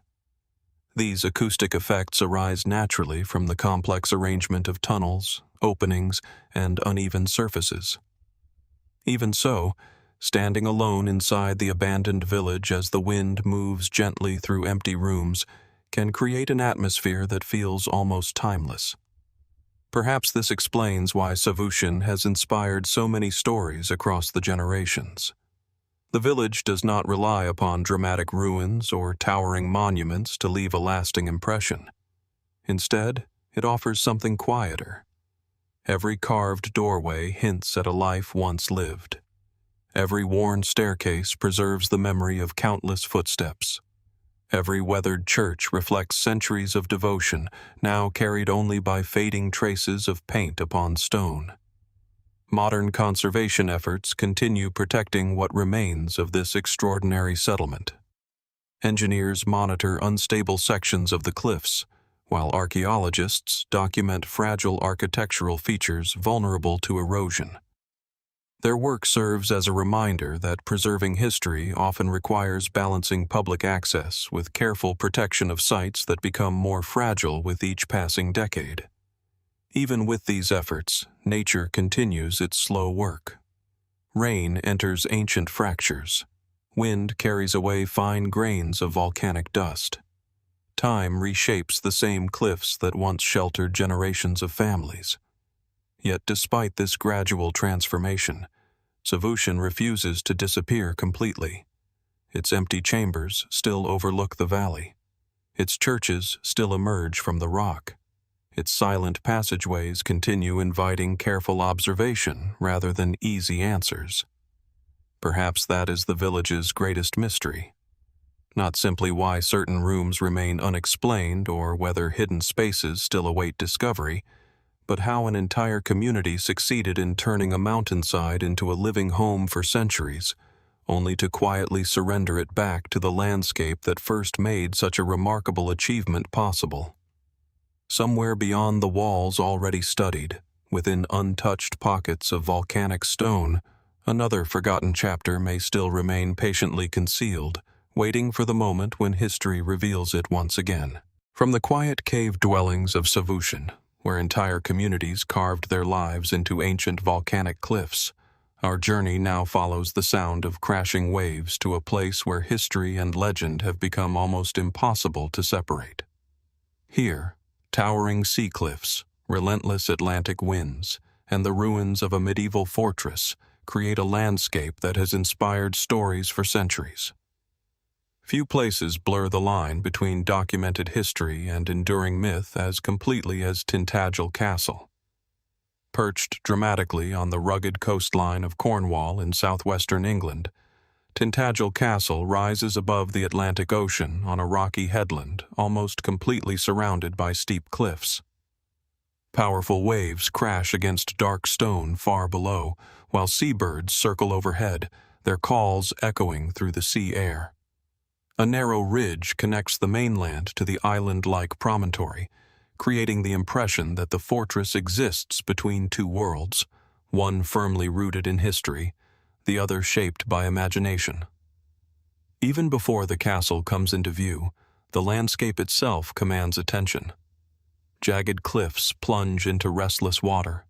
Sea mist drifts across weathered stone.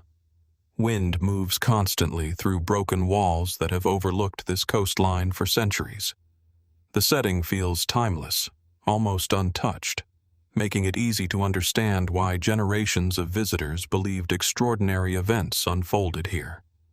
The visible ruins largely date to the 13th century, when Richard, Earl of Cornwall, ordered the construction of the castle around AD 1233. Yet archaeological evidence demonstrates that the site's importance reaches much further into the past. Long before the medieval fortress appeared, this dramatic headland supported an influential settlement during the 5th and 6th centuries, a period following the end of Roman authority in Britain. Excavations have uncovered imported pottery, fine glass, and luxury goods originating from regions as distant as the eastern Mediterranean and Western Europe. These discoveries reveal that Tintagel was not an isolated outpost, but part of an extensive network of long-distance trade connecting post-Roman Britain with communities across the sea. Such findings transformed scholarly understanding of the site. For many years, Tintagel was viewed primarily through the lens of medieval legend. Modern archaeology, however, has revealed evidence of a prosperous settlement whose political and economic importance may have exceeded earlier expectations. Who lived here? Most researchers believe the headland served as an elite center associated with the rulers of the ancient kingdom of Dumnonia, which occupied much of southwestern Britain after Roman administration declined. The imported goods suggest access to considerable wealth and international trade, indicating that local leaders maintained connections extending far beyond the British Isles.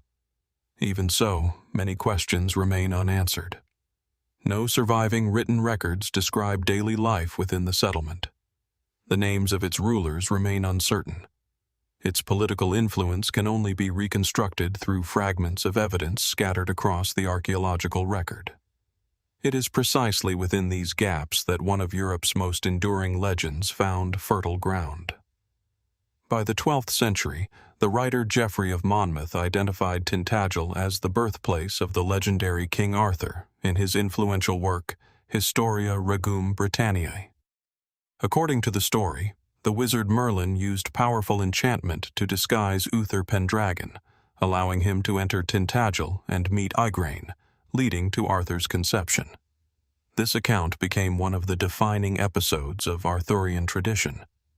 Yet historians emphasize an important distinction. There is no archaeological evidence confirming that a historical King Arthur was born at Tintagel, or even that Arthur existed as described in medieval literature. Even so, the legend has become inseparable from the landscape. Visitors walking among the ruins often find themselves imagining scenes that belong equally to history and mythology. The cliffs seem perfectly suited to ancient tales. The isolation encourages reflection. The sea itself appears to guard stories carried across generations. Interestingly, archaeology has occasionally fueled the mystery rather than diminished it. In 1998, excavators uncovered a fragment of slate bearing a Latin inscription that included the name Artonu. Media reports quickly connected the discovery to Arthur, generating worldwide attention. Most specialists, however, urge caution. The inscription almost certainly refers to an individual named Artonu rather than Arthur, and no direct connection exists between the artifact and the legendary king. Still, the discovery demonstrated how even ordinary archaeological finds can reignite centuries-old debates. Another intriguing aspect of Tintagel concerns the extraordinary choice of location. Constructing a settlement upon such an exposed headland required considerable effort. Every building material, every supply, and every imported luxury item had to be transported across steep terrain vulnerable to harsh Atlantic weather. Why establish an important center in such a challenging environment? The defensive advantages are obvious.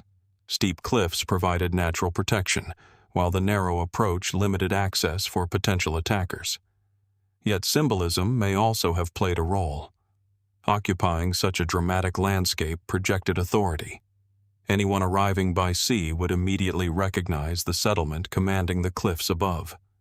The location itself became a statement of power. Beyond established history, Tintagel has inspired countless speculative interpretations.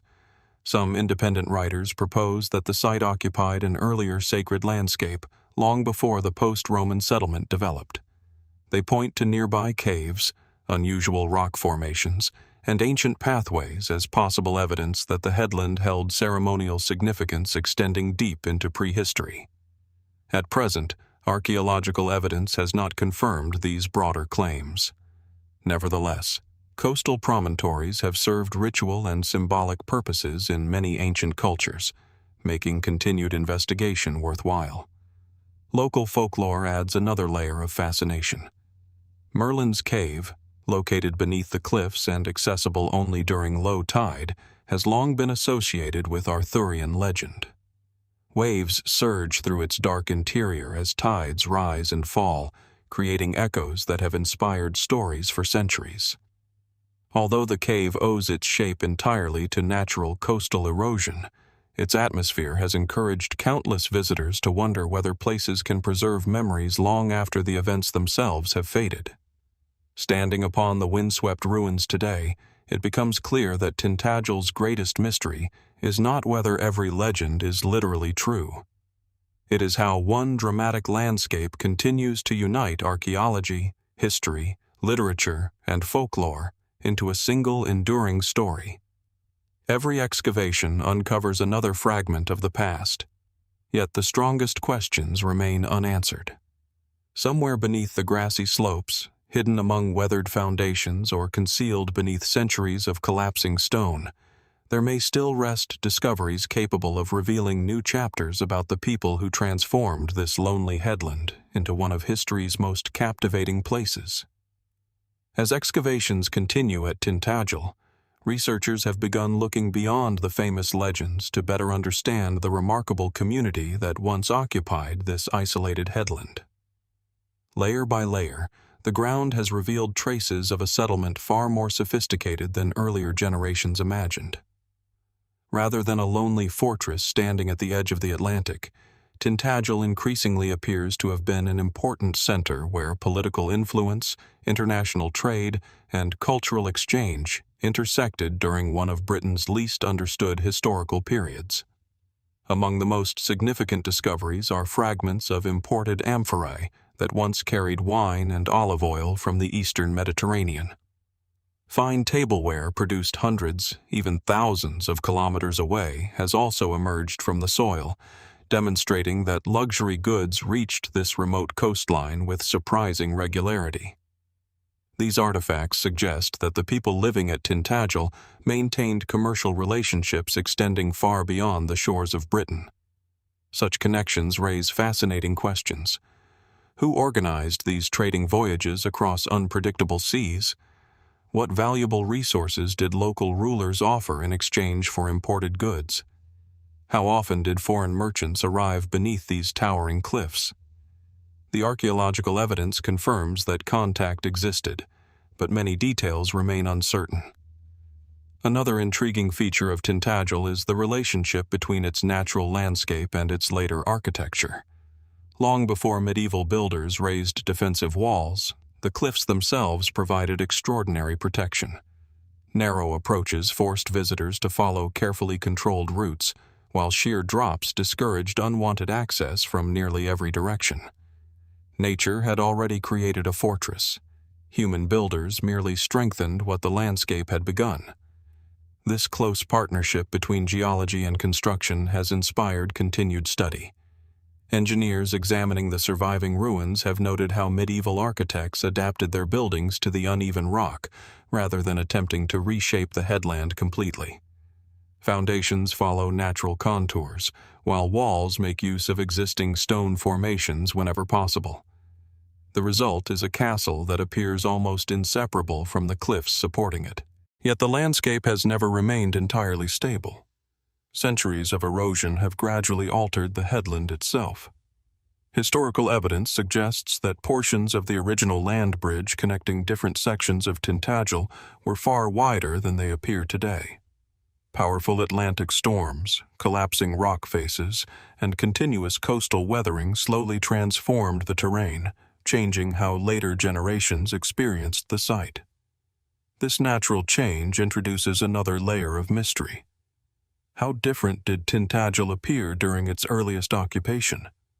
Would visitors arriving 1,500 years ago have recognized the same dramatic outline visible today? Or has the sea quietly rewritten parts of the landscape, carrying pieces of history into the ocean below? Modern archaeological surveys continue exploring these possibilities using advanced mapping techniques and geological analysis. Beyond the historical evidence, Tintagel remains deeply connected to centuries of folklore. Local traditions speak of unexplored chambers concealed beneath collapsed foundations, where forgotten objects supposedly remain untouched. Others describe hidden passages descending toward the cliffs, offering secret routes between the settlement and the shoreline below. No confirmed archaeological evidence has verified such stories. Still, the site's complex topography ensures that not every corner has been fully investigated. Cavities hidden within fractured rock, buried foundations beneath medieval construction, and areas made inaccessible by erosion continue limiting what researchers can examine. Even the famous Merlin's Cave contributes to this enduring sense of uncertainty. Twice each day, the tide transforms the cave completely. At low water, visitors may enter its shadowed interior. Hours later, the Atlantic fills the chamber once again, concealing its rocky floor beneath swirling seawater. For centuries, this rhythmic disappearance and return has encouraged stories linking the cave with hidden knowledge and ancient magic. Science offers a straightforward explanation. The tides follow predictable cycles. The cave formed through natural coastal erosion, yet experiencing the place firsthand often leaves a stronger impression than explanation alone can provide. Dim light reflects from wet stone. Waves echo through the chamber with surprising intensity. Every sound seems amplified, lingering just long enough to blur the boundary between the natural world and imagination. Perhaps that atmosphere explains why Tintagel continues attracting both archaeologists and storytellers. Each approaches the headland searching for different kinds of truth. One seeks evidence preserved beneath the soil. The other listens for echoes carried through legend. Neither completely replaces the other. Instead, they exist side by side, enriching the site's extraordinary character. Today, conservation teams work carefully to preserve the fragile ruins against the relentless forces of wind, rain, and the sea.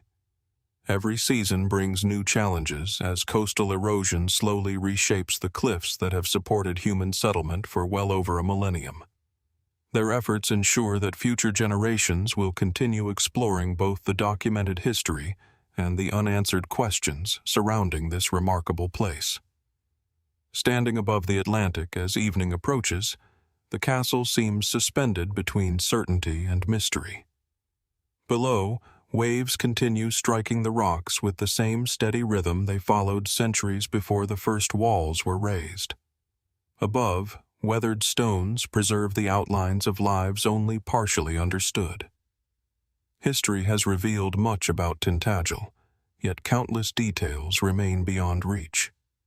Somewhere beneath its ancient foundations, or perhaps within the cliffs themselves, another forgotten discovery may still wait patiently, ready to deepen one of Britain's most enduring historical mysteries. As excavations continue at Tintagel, researchers have begun looking beyond the famous legends to better understand the remarkable community that once occupied this isolated headland.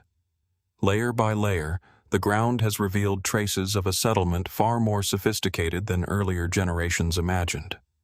Rather than a lonely fortress standing at the edge of the Atlantic, Tintagel increasingly appears to have been an important center where political influence, international trade, and cultural exchange intersected during one of Britain's least understood historical periods. Among the most significant discoveries are fragments of imported amphorae that once carried wine and olive oil from the eastern Mediterranean. Fine tableware produced hundreds, even thousands of kilometers away has also emerged from the soil, demonstrating that luxury goods reached this remote coastline with surprising regularity. These artifacts suggest that the people living at Tintagel maintained commercial relationships extending far beyond the shores of Britain. Such connections raise fascinating questions. Who organized these trading voyages across unpredictable seas? What valuable resources did local rulers offer in exchange for imported goods? How often did foreign merchants arrive beneath these towering cliffs?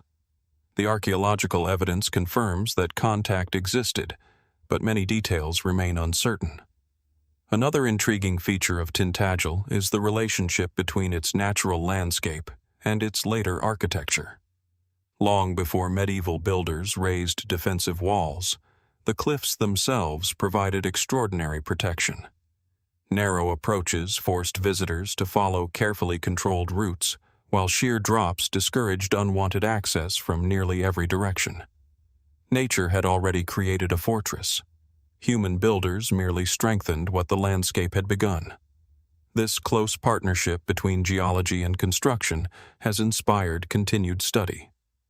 Engineers examining the surviving ruins have noted how medieval architects adapted their buildings to the uneven rock rather than attempting to reshape the headland completely. Foundations follow natural contours, while walls make use of existing stone formations whenever possible.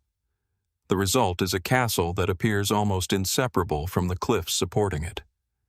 Yet the landscape has never remained entirely stable. Centuries of erosion have gradually altered the headland itself. Historical evidence suggests that portions of the original land bridge connecting different sections of Tintagel were far wider than they appear today. Powerful Atlantic storms, collapsing rock faces, and continuous coastal weathering slowly transformed the terrain, changing how later generations experienced the site. This natural change introduces another layer of mystery. How different did Tintagel appear during its earliest occupation? Would visitors arriving 1,500 years ago have recognized the same dramatic outline visible today? Or has the sea quietly rewritten parts of the landscape, carrying pieces of history into the ocean below? Modern archaeological surveys continue exploring these possibilities using advanced mapping techniques and geological analysis. Beyond the historical evidence, Tintagel remains deeply connected to centuries of folklore. Local traditions speak of unexplored chambers concealed beneath collapsed foundations, where forgotten objects supposedly remain untouched. Others describe hidden passages descending toward the cliffs, offering secret routes between the settlement and the shoreline below. No confirmed archaeological evidence has verified such stories. Still, the site's complex topography ensures that not every corner has been fully investigated. Cavities hidden within fractured rock, buried foundations beneath medieval construction, and areas made inaccessible by erosion continue limiting what researchers can examine. Even the famous Merlin's Cave contributes to this enduring sense of uncertainty. Twice each day, the tide transforms the cave completely. At low water, visitors may enter its shadowed interior. Hours later, the Atlantic fills the chamber once again, concealing its rocky floor beneath swirling seawater. For centuries, this rhythmic disappearance and return has encouraged stories linking the cave with hidden knowledge and ancient magic. Science offers a straightforward explanation. The tides follow predictable cycles. The cave formed through natural coastal erosion, yet experiencing the place firsthand often leaves a stronger impression than explanation alone can provide. Dim light reflects from wet stone. Waves echo through the chamber with surprising intensity. Every sound seems amplified, lingering just long enough to blur the boundary between the natural world and imagination. Perhaps that atmosphere explains why Tintagel continues attracting both archaeologists and storytellers. Each approaches the headland searching for different kinds of truth. One seeks evidence preserved beneath the soil. The other listens for echoes carried through legend. Neither completely replaces the other. Instead, they exist side by side, enriching the site's extraordinary character. Today, conservation teams work carefully to preserve the fragile ruins against the relentless forces of wind, rain, and the sea. Every season brings new challenges as coastal erosion slowly reshapes the cliffs that have supported human settlement for well over a millennium. Their efforts ensure that future generations will continue exploring both the documented history and the unanswered questions surrounding this remarkable place. Standing above the Atlantic as evening approaches, the castle seems suspended between certainty and mystery. Below, waves continue striking the rocks with the same steady rhythm they followed centuries before the first walls were raised. Above, weathered stones preserve the outlines of lives only partially understood. History has revealed much about Tintagel, yet countless details remain beyond reach. Somewhere beneath its ancient foundations, or perhaps within the cliffs themselves, another forgotten discovery may still wait patiently, ready to deepen one of Britain's most enduring historical mysteries. As excavations have progressed year after year, the Ness of Brodgar has continued to surprise even the archaeologists working there. What began as a relatively modest investigation gradually expanded into one of the largest Neolithic excavations in Britain. Each season uncovered additional walls, hidden passageways, carefully constructed courtyards, and thousands of artifacts, suggesting that only a portion of the ancient complex has been fully understood. One of the most remarkable discoveries is the extraordinary quality of the stonework. Unlike many prehistoric structures built with roughly gathered materials, the buildings at the Ness display carefully shaped sandstone slabs fitted together with impressive precision. Some walls were several meters thick, creating interiors capable of supporting substantial roofs. Evidence suggests that certain buildings may even have featured painted walls, making them among the earliest known decorated interiors in Northern Europe. This attention to detail reflects more than practical construction. It suggests intention, planning, organization. Communities working together over extended periods toward goals whose significance clearly extended beyond ordinary survival. Another intriguing feature involves the enormous quantities of animal remains uncovered across the site. Excavations have revealed thousands of cattle bones alongside the remains of sheep and other livestock. Many show signs of butchering and cooking, indicating that large communal feasts once took place here. Such gatherings would have required careful preparation. People may have traveled considerable distances to participate, bringing animals, pottery, tools, and perhaps offerings connected to seasonal ceremonies. For a brief time each year, this quiet stretch of land may have become one of the busiest places in Neolithic Orkney. What brought so many people together? Shared belief? Political alliances? Marriage ceremonies? Seasonal celebrations marking important moments in the agricultural calendar? The archaeological evidence supports several possibilities without confirming any single explanation. Another mystery lies in the remarkable artifacts recovered from the excavation. Decorated pottery fragments display geometric patterns executed with striking precision. Finely carved stone objects reveal artistic traditions passed through generations. One particularly unusual discovery involved painted stones whose pigments survived for thousands of years beneath the soil, offering rare evidence that color once played a much greater role in Neolithic architecture than previously believed. These discoveries quietly reshape familiar assumptions. Modern imagination often pictures prehistoric monuments as bare stone standing against gray skies. The Ness suggests a far more vibrant reality. Walls may have been brightly decorated, ceremonial spaces carefully arranged, buildings maintained with considerable care throughout their use. The site was not simply functional. It was designed to create an impression. Researchers have also noted the careful placement of certain structures in relation to the surrounding landscape. The nearby Ring of Brodgar, standing stones of Stennis, and Meishao chambered tomb all occupy prominent positions within a relatively compact area.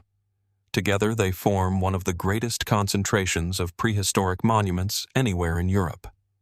Whether this arrangement reflects a unified ceremonial landscape developed over centuries remains an active area of research. Many archaeologists believe these monuments were intentionally connected, both physically and symbolically. Exactly how those connections were understood by Neolithic communities, however, remains uncertain. Beyond scholarly investigation, the Ness has naturally attracted broader theories. Some independent researchers suggest that the site's builders possessed an unexpectedly sophisticated understanding of mathematics, geometry, and landscape planning. Others propose that the concentration of monuments across Orkney reflects a ceremonial center whose importance extended far beyond the islands themselves.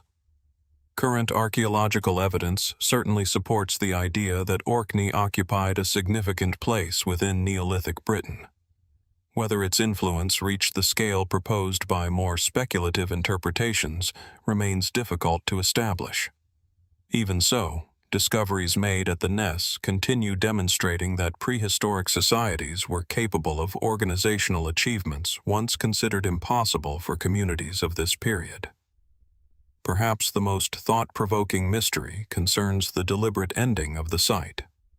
Archaeological evidence strongly suggests that many buildings were not simply abandoned. Valuable objects appear to have been carefully removed. Certain structures were dismantled in an orderly manner before being covered with layers of stone, clay, and debris. In one area, the remains of hundreds of cattle were deposited as part of what appears to have been a carefully organized sequence of events. This does not resemble sudden destruction. It resembles ceremony, a conscious decision to close an important chapter. Why such an extraordinary place was intentionally brought to an end remains one of its greatest unanswered questions. Today, winds continue sweeping across the narrow strip of land between the locks, much as they did 5,000 years ago. Standing stones still cast long shadows across the surrounding fields, while the exposed foundations of the Ness quietly reveal the outlines of buildings whose true purpose remains only partially understood. Every excavation adds another fragment to the story, yet countless details remain concealed beneath untouched soil. Somewhere below the grassy surface may still rest additional halls, carved symbols, ritual objects, or subtle clues capable of explaining why so many people gathered here long before written history began. Until then, the Ness of Brodgar remains not only one of Europe's greatest archaeological discoveries, but also one of its most enduring mysteries, an ancient place where every uncovered stone seems to reveal just enough to invite an even deeper sense of wonder.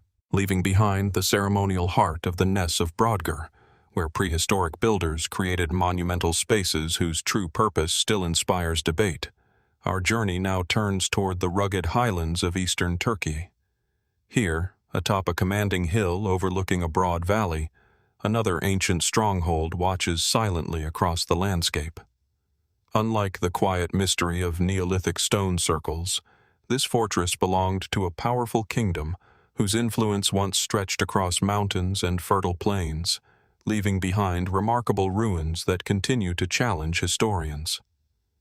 The Altıntepe Fortress rises above the upper Euphrates region, commanding sweeping views of the surrounding countryside. From its elevated position, the hill dominates nearby valleys, making it immediately clear why ancient builders selected this location. The landscape unfolds in every direction, with distant mountains forming a dramatic backdrop, while rivers and fertile fields spread below. Even today, standing among the weathered foundations, there is a distinct sense that this was a place built to oversee both territory and trade. The visible remains belong primarily to the ancient kingdom of Urartu, one of the most formidable powers of the Near East during the first millennium BC. Flourishing between approximately the 9th and 6th centuries BC, Urartu established a network of heavily fortified cities, temples, irrigation systems, and administrative centers across the mountainous regions surrounding Lake Van and beyond. Altıntepe became one of these important regional strongholds, reflecting the kingdom's remarkable ability to combine military strategy with architectural sophistication. Its builders understood the landscape exceptionally well. The fortress occupies a naturally defensive hill that required relatively little modification to become a formidable position. Massive stone foundations supported mud brick walls that once surrounded administrative buildings, storage areas, temples, and residential quarters. Every structure appears carefully planned, revealing a level of organization characteristic of a highly centralized state. Excavations have uncovered an impressive collection of archaeological remains. Among the most significant discoveries are the ruins of a temple believed to have been dedicated to Haldi, the principal deity of the Urartian kingdom. Stone foundations, column bases, and ceremonial spaces provide valuable insight into religious practices that played a central role in Urartian society. Nearby, archaeologists identified large storage facilities where agricultural products, supplies, and valuable goods were carefully managed, illustrating the fortress's importance beyond purely military functions. Altıntepe was not simply a defensive outpost. It served as an administrative center, a religious complex, and a symbol of royal authority. This combination of roles reflects a recurring pattern throughout the Urartian kingdom, where political power and religious devotion often operated side by side. Fortresses were expected not only to defend territory, but also to reinforce the legitimacy of the rulers who governed it. Yet despite decades of research, many aspects of Altıntepe remain uncertain. Unlike civilizations that left extensive written histories, the Urartians preserved relatively few inscriptions compared with neighboring empires. While surviving texts record royal achievements, construction projects, and military campaigns, they reveal comparatively little about everyday life within regional centers, such as Altıntepe. Who lived behind these walls? How many soldiers permanently occupied the fortress? What ceremonies filled its temple during important festivals? Archaeology provides valuable clues, but complete answers remain elusive.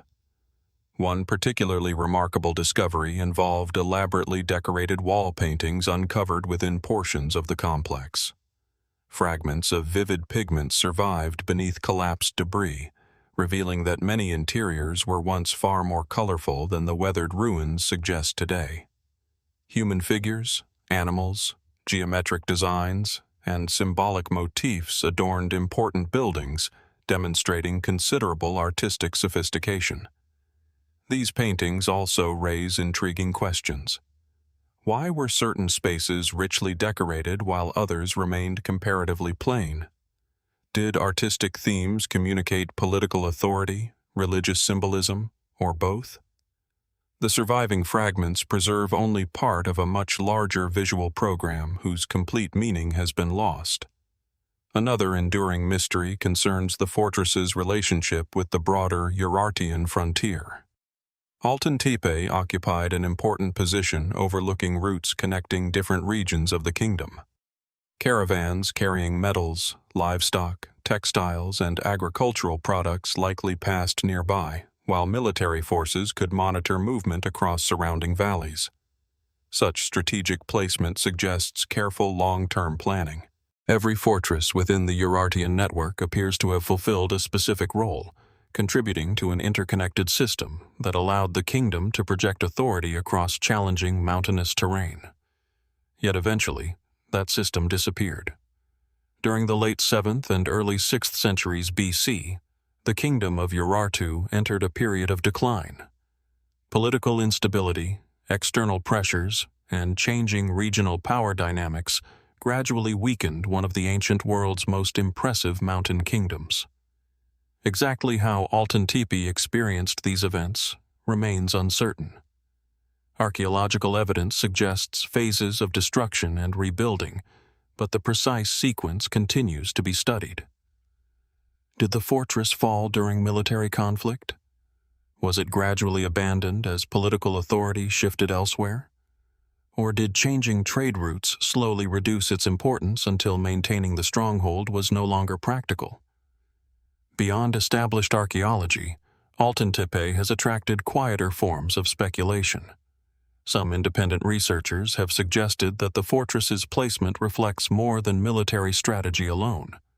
Its elevated position, orientation within the surrounding landscape, and relationship with nearby mountains have prompted theories proposing symbolic or ceremonial considerations alongside practical defense. At present, no conclusive archaeological evidence confirms these broader interpretations. Nevertheless, ancient civilizations frequently selected prominent landscapes for reasons extending beyond military necessity. High places often carried religious significance, serving as visible expressions of political and spiritual authority simultaneously. Standing among the ruins today, the silence is striking. Broken walls trace the outlines of once busy courtyards. Temple foundations remain fixed upon the hilltop. Wind moves through empty spaces where officials, craftsmen, priests, and soldiers once carried out the routines of daily life. The fortress still overlooks the valley exactly as it did more than 25 centuries ago, yet the kingdom that built it survives only through fragments preserved beneath the soil. Every excavation has expanded understanding of Urartian civilization, revealing achievements once overlooked by history. Even so, large portions of Altıntepe remain only partially explored. Hidden beneath collapsed walls and untouched layers of earth may still rest inscriptions, ceremonial objects, or forgotten chambers capable of answering questions that have endured for generations. Until those discoveries emerge, Altıntepe Fortress remains a quiet reminder that some of the ancient world's greatest strongholds continue guarding mysteries every bit as enduring as the stones themselves. As archaeologists continue examining Altıntepe, the fortress has gradually revealed itself as more than a military installation. Every excavation has uncovered evidence of a carefully organized community where administration, craftsmanship, religion, and defense functioned together. The deeper researchers explore, the clearer it becomes that this hilltop stronghold formed part of a sophisticated kingdom whose accomplishments are only now receiving the attention they deserve. One of the most impressive discoveries at the site is the quality of its construction. Large stone blocks created durable foundations capable of supporting substantial mud brick walls, while carefully planned streets connected different sections of the fortress. Drainage channels, storage facilities, and administrative buildings demonstrate practical engineering designed to sustain the settlement through changing seasons. Nothing appears accidental. The arrangement of buildings reflects deliberate planning, suggesting that Urartian architects followed established principles repeated across several royal fortresses. Such consistency hints at a centralized authority capable of coordinating construction projects over vast distances, despite the mountainous terrain separating many parts of the kingdom. Among the most fascinating structures uncovered are the storage complexes. Archaeologists have identified large rooms that once held enormous ceramic jars used for preserving grain, oil, and other essential supplies. Their sheer capacity indicates preparation far beyond the immediate needs of the fortress itself. These reserves may have supported military campaigns, provided emergency resources during difficult years, or served as part of a broader administrative system collecting agricultural production from surrounding communities. How is this network managed? Who kept records of these valuable supplies? Although a limited number of inscriptions survive from the Urartian world, they rarely describe the ordinary officials whose daily responsibilities sustained such an organized system. The silence surrounding these individuals makes the fortress feel strangely incomplete. Walls remain, storerooms survive, yet the names of countless administrators, craftsmen, priests, and laborers have disappeared entirely. Religion also occupied a central place within life at Altıntepe. The temple complex dedicated to Haldi reflects the importance of ceremonial practice within Urartian society. Offerings, rituals, and public gatherings likely reinforced both spiritual belief and political authority, strengthening loyalty to the kingdom through shared traditions. Even today, fragments of architectural decoration suggest that these sacred spaces were once visually impressive. Finely carved stone elements, painted surfaces, and carefully proportioned layouts transformed ordinary construction into places intended to inspire respect and reverence. Yet one mystery remains particularly compelling.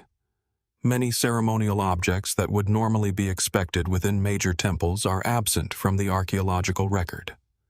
Were valuable religious items removed before the fortress declined? Did priests deliberately carry sacred objects elsewhere during periods of political uncertainty? Or do they still remain hidden beneath areas that have yet to be excavated? At present, no definitive answer exists. The fortress has also encouraged discussion about the remarkable resilience of the Urartian kingdom itself. Surrounded by powerful rivals and occupying challenging mountainous landscapes, Urartu nevertheless developed advanced irrigation systems, extensive fortification networks, and highly organized administrative centers. These achievements required engineering skill, logistical planning, and long-term political stability that earlier historians often underestimated. Modern archaeology has steadily corrected that perception. Each new discovery demonstrates that the kingdom possessed capabilities comparable to many of its better-known contemporaries. Beyond mainstream research, Altıntepe has inspired more speculative interpretations. Some researchers outside conventional archaeology have proposed that the fortress may conceal unexplored underground chambers beneath its visible foundations. Such ideas partly arise from comparisons with other ancient fortifications where hidden storage areas, escape passages, or buried structures have occasionally been discovered. So far, excavations at Altıntepe have not confirmed elaborate underground networks. However, significant portions of the hill remain unexplored. Future investigations may yet uncover additional architectural features concealed beneath centuries of accumulated debris. Others point toward the fortress's commanding location, suggesting that its placement may have carried symbolic significance beyond military advantage. Rising prominently above the surrounding valley, Altıntepe would have projected authority across the landscape long before visitors reached its gates. Whether that symbolism formed part of the original design or simply resulted from practical defensive considerations remains difficult to determine. As daylight fades across the upper Euphrates, long shadows gradually stretch over the ancient foundations. Wind passes quietly through roofless rooms where officials once discussed affairs of state and priests carried out ceremonies whose details have largely disappeared from history. The stones remain remarkably patient, preserving only fragments of lives that once unfolded within their walls. Perhaps that is the lasting mystery of Altıntepe. It is not merely the unanswered questions surrounding its decline, nor the possibility of undiscovered chambers still hidden beneath the hill. It is the realization that an influential kingdom, capable of remarkable engineering and careful administration, can fade almost completely from popular memory, while its fortresses continue watching over the same valleys they guarded more than 2.5 millennia ago. Somewhere beneath those weathered foundations, another inscription, another ceremonial object, or another forgotten room may still wait in silence, carrying answers that history has yet to hear. From the weathered walls of Altıntepe Fortress, where the echoes of an ancient kingdom still linger among the highlands of Turkey, our journey now leads to an entirely different landscape. This time, the mystery does not rise above the horizon in towering stone walls or dramatic mountain fortresses. Instead, it winds quietly through dense tropical forest, hidden beneath layers of vegetation that concealed one of Africa's most remarkable archaeological achievements for centuries. Here, the earth itself became the monument, and its true scale remained almost invisible until modern research began revealing its extraordinary story. Deep within southwestern Nigeria, near the town of Ijebu-Ode, lies Sungbo's Eredo, an immense network of earthworks unlike anything most people expect to find in West Africa. From ground level, it often appears as nothing more than a deep trench bordered by towering earthen banks covered in trees, vines, and thick undergrowth. Only from above does its astonishing scale begin to emerge. The earthwork stretches for well over 100 kilometers, enclosing an enormous area with walls and ditches that rank among the largest ancient construction projects ever undertaken. Standing beside its steep embankments is a humbling experience. The trench descends several meters into the earth. The surrounding walls rise sharply overhead. Roots twist through compacted soil that has remained in place for centuries. Birdsong echoes through the forest canopy while shafts of sunlight briefly illuminate sections of the ancient earthwork before disappearing once again beneath the leaves. Nature has embraced the monument so completely that it often feels less like an archaeological site than a hidden feature of the landscape itself. For generations, local communities have known these earthworks by the name Sungbo's Eredo. According to Yoruba tradition, they are associated with Bilikisu Sungbo, a wealthy and influential noblewoman remembered through oral history as a figure of exceptional status. Some traditions identify her as a powerful ruler, while others connect her with the legendary Queen of Sheba, though historians emphasize that no direct historical evidence links the two figures. Even so, the persistence of these stories demonstrates how deeply the monument is woven into local cultural memory. Scientific investigation has revealed an equally fascinating reality. Archaeologists believe Sungbo's Eredo was constructed between approximately AD 800 and AD 1000 by the ancestors of the Ijebu people. Rather than serving as a simple defensive wall, the earthwork appears to have marked the boundaries of an important political and ceremonial landscape. Its construction required moving millions of cubic meters of soil using only simple tools and coordinated human labor. The scale is almost difficult to comprehend. Long before modern machinery, thousands of workers excavated deep trenches while piling removed earth into towering embankments extending across forests, hills, and valleys. Such an undertaking demanded careful planning, effective leadership, and sustained cooperation over many years.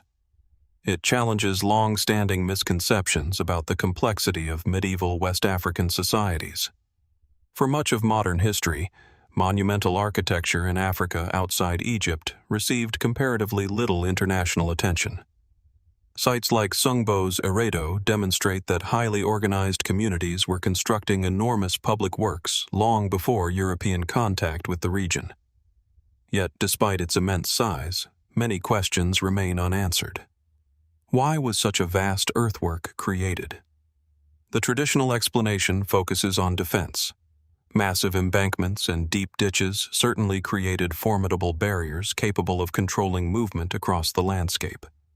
However, many archaeologists believe defense alone cannot fully explain the monument.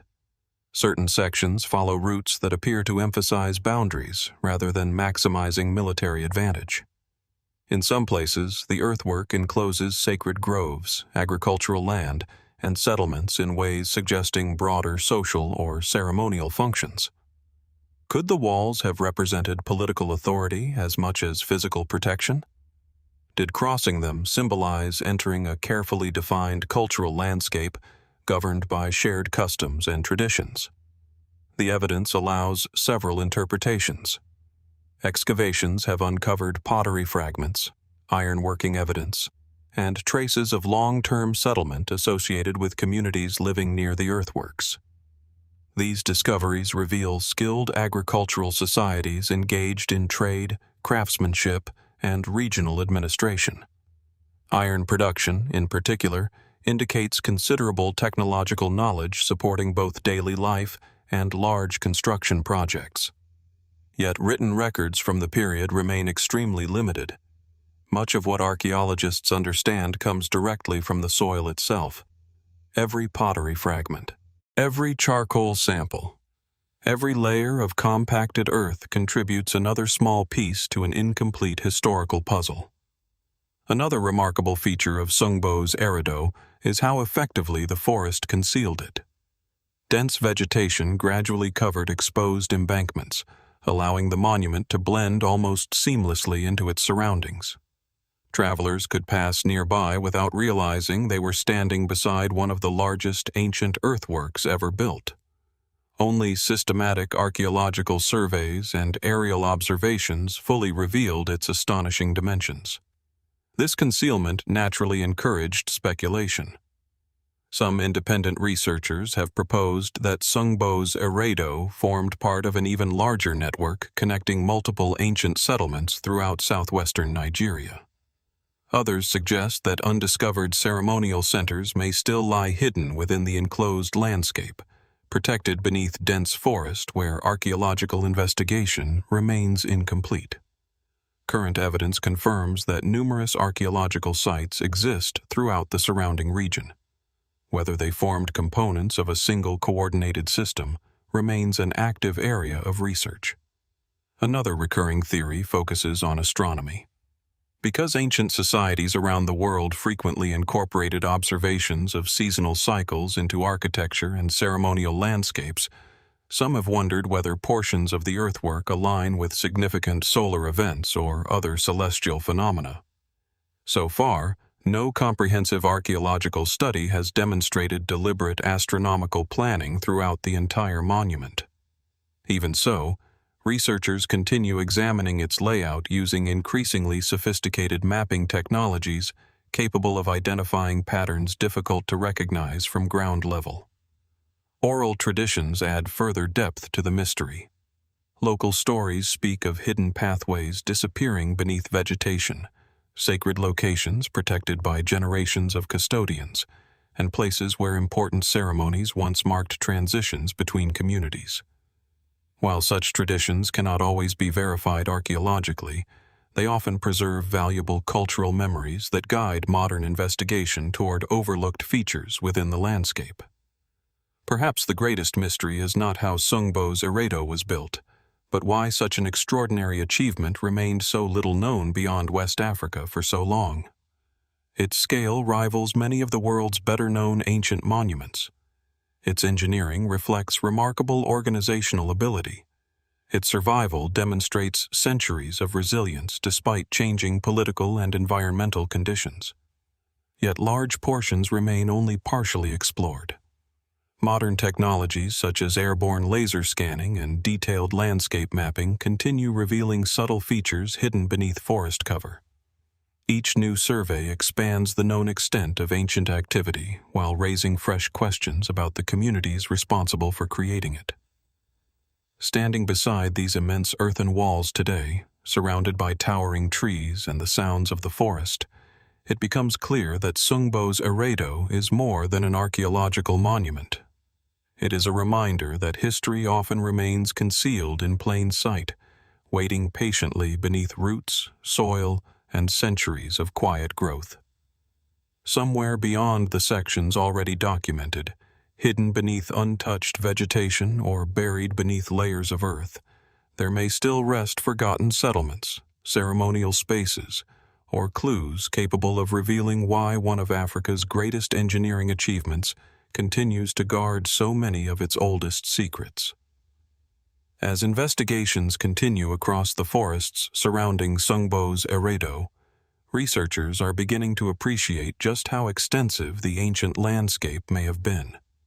The monumental ditch and embankment were never isolated features. Instead, they appear to have formed part of a much larger system of settlements, cultivated land, sacred spaces, and communication routes that once supported a thriving society. Every new survey suggests that far more remains hidden beneath the vegetation than anyone imagined only a few decades ago. One of the most remarkable aspects of the earthwork is its consistency. Despite crossing uneven terrain, valleys, and dense woodland, the builders maintained an impressive level of precision.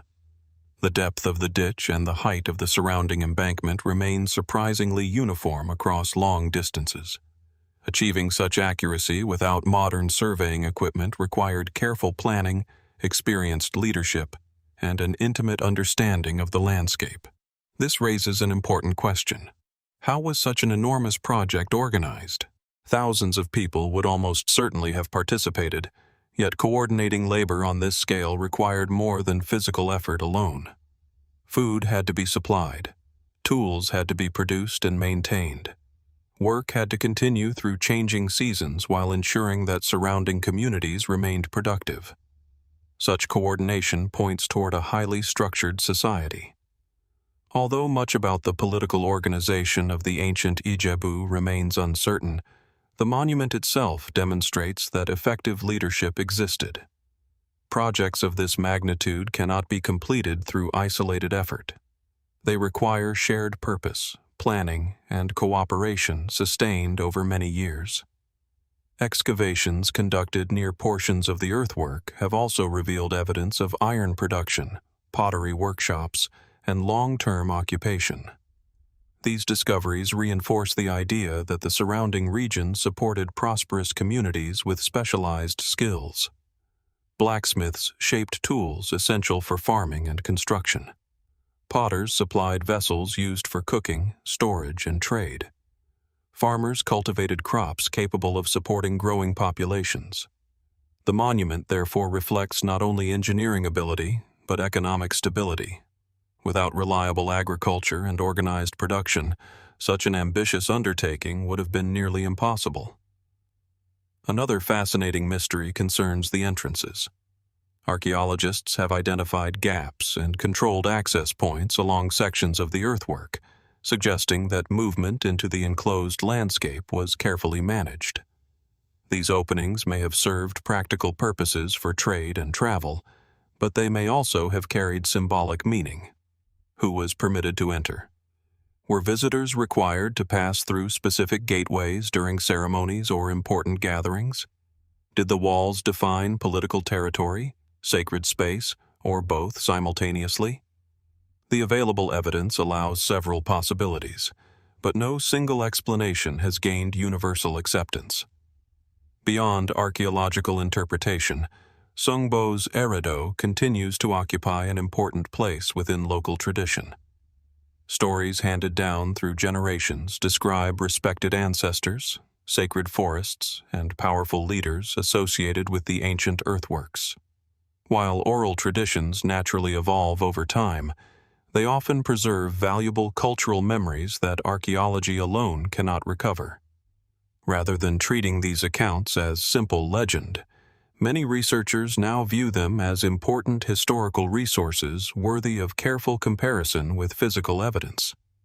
Occasionally, those traditions guide archaeologists toward overlooked locations that later prove archaeologically significant. Modern technology has added another dimension to the investigation. Satellite imagery, airborne laser scanning, and detailed topographic mapping have begun revealing subtle features invisible from the ground.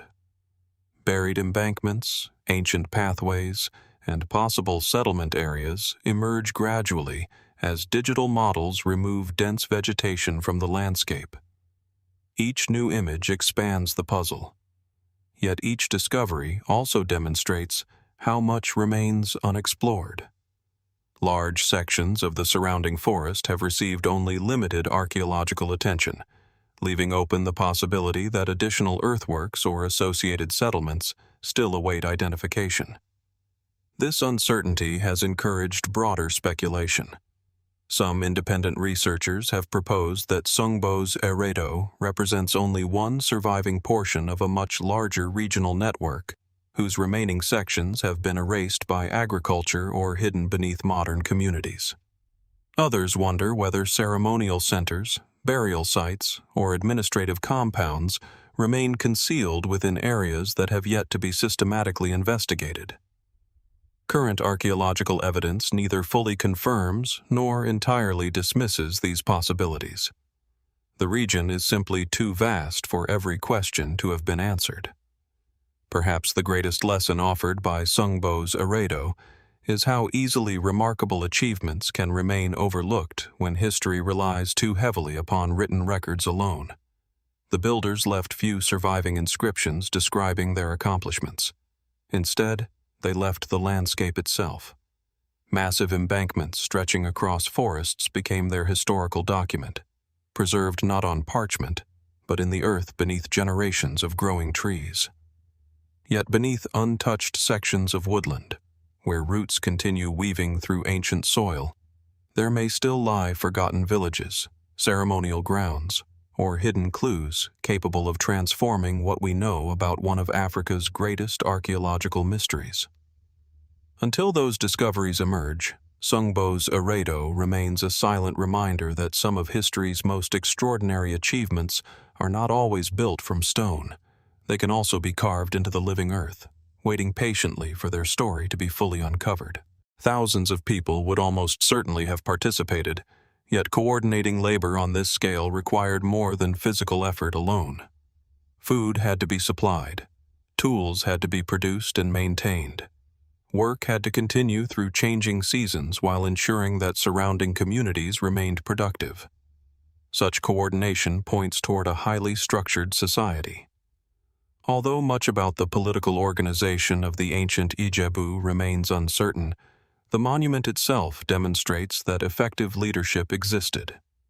Projects of this magnitude cannot be completed through isolated effort. They require shared purpose, planning, and cooperation sustained over many years. Excavations conducted near portions of the earthwork have also revealed evidence of iron production, pottery workshops, and long-term occupation. These discoveries reinforce the idea that the surrounding region supported prosperous communities with specialized skills. Blacksmiths shaped tools essential for farming and construction. Potters supplied vessels used for cooking, storage, and trade. Farmers cultivated crops capable of supporting growing populations. The monument therefore reflects not only engineering ability, but economic stability. Without reliable agriculture and organized production, such an ambitious undertaking would have been nearly impossible. Another fascinating mystery concerns the entrances. Archaeologists have identified gaps and controlled access points along sections of the earthwork, suggesting that movement into the enclosed landscape was carefully managed. These openings may have served practical purposes for trade and travel, but they may also have carried symbolic meaning. Who was permitted to enter? Were visitors required to pass through specific gateways during ceremonies or important gatherings? Did the walls define political territory, sacred space, or both simultaneously? The available evidence allows several possibilities, but no single explanation has gained universal acceptance. Beyond archaeological interpretation, Sungbo's Eredo continues to occupy an important place within local tradition. Stories handed down through generations describe respected ancestors, sacred forests, and powerful leaders associated with the ancient earthworks. While oral traditions naturally evolve over time, they often preserve valuable cultural memories that archaeology alone cannot recover. Rather than treating these accounts as simple legend, many researchers now view them as important historical resources worthy of careful comparison with physical evidence. Occasionally, those traditions guide archaeologists toward overlooked locations that later prove archaeologically significant.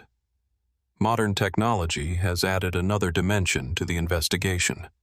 Satellite imagery, airborne laser scanning, and detailed topographic mapping have begun revealing subtle features invisible from the ground. Buried embankments, ancient pathways, and possible settlement areas emerge gradually as digital models remove dense vegetation from the landscape. Each new image expands the puzzle. Yet each discovery also demonstrates how much remains unexplored. Large sections of the surrounding forest have received only limited archaeological attention, leaving open the possibility that additional earthworks or associated settlements still await identification. This uncertainty has encouraged broader speculation.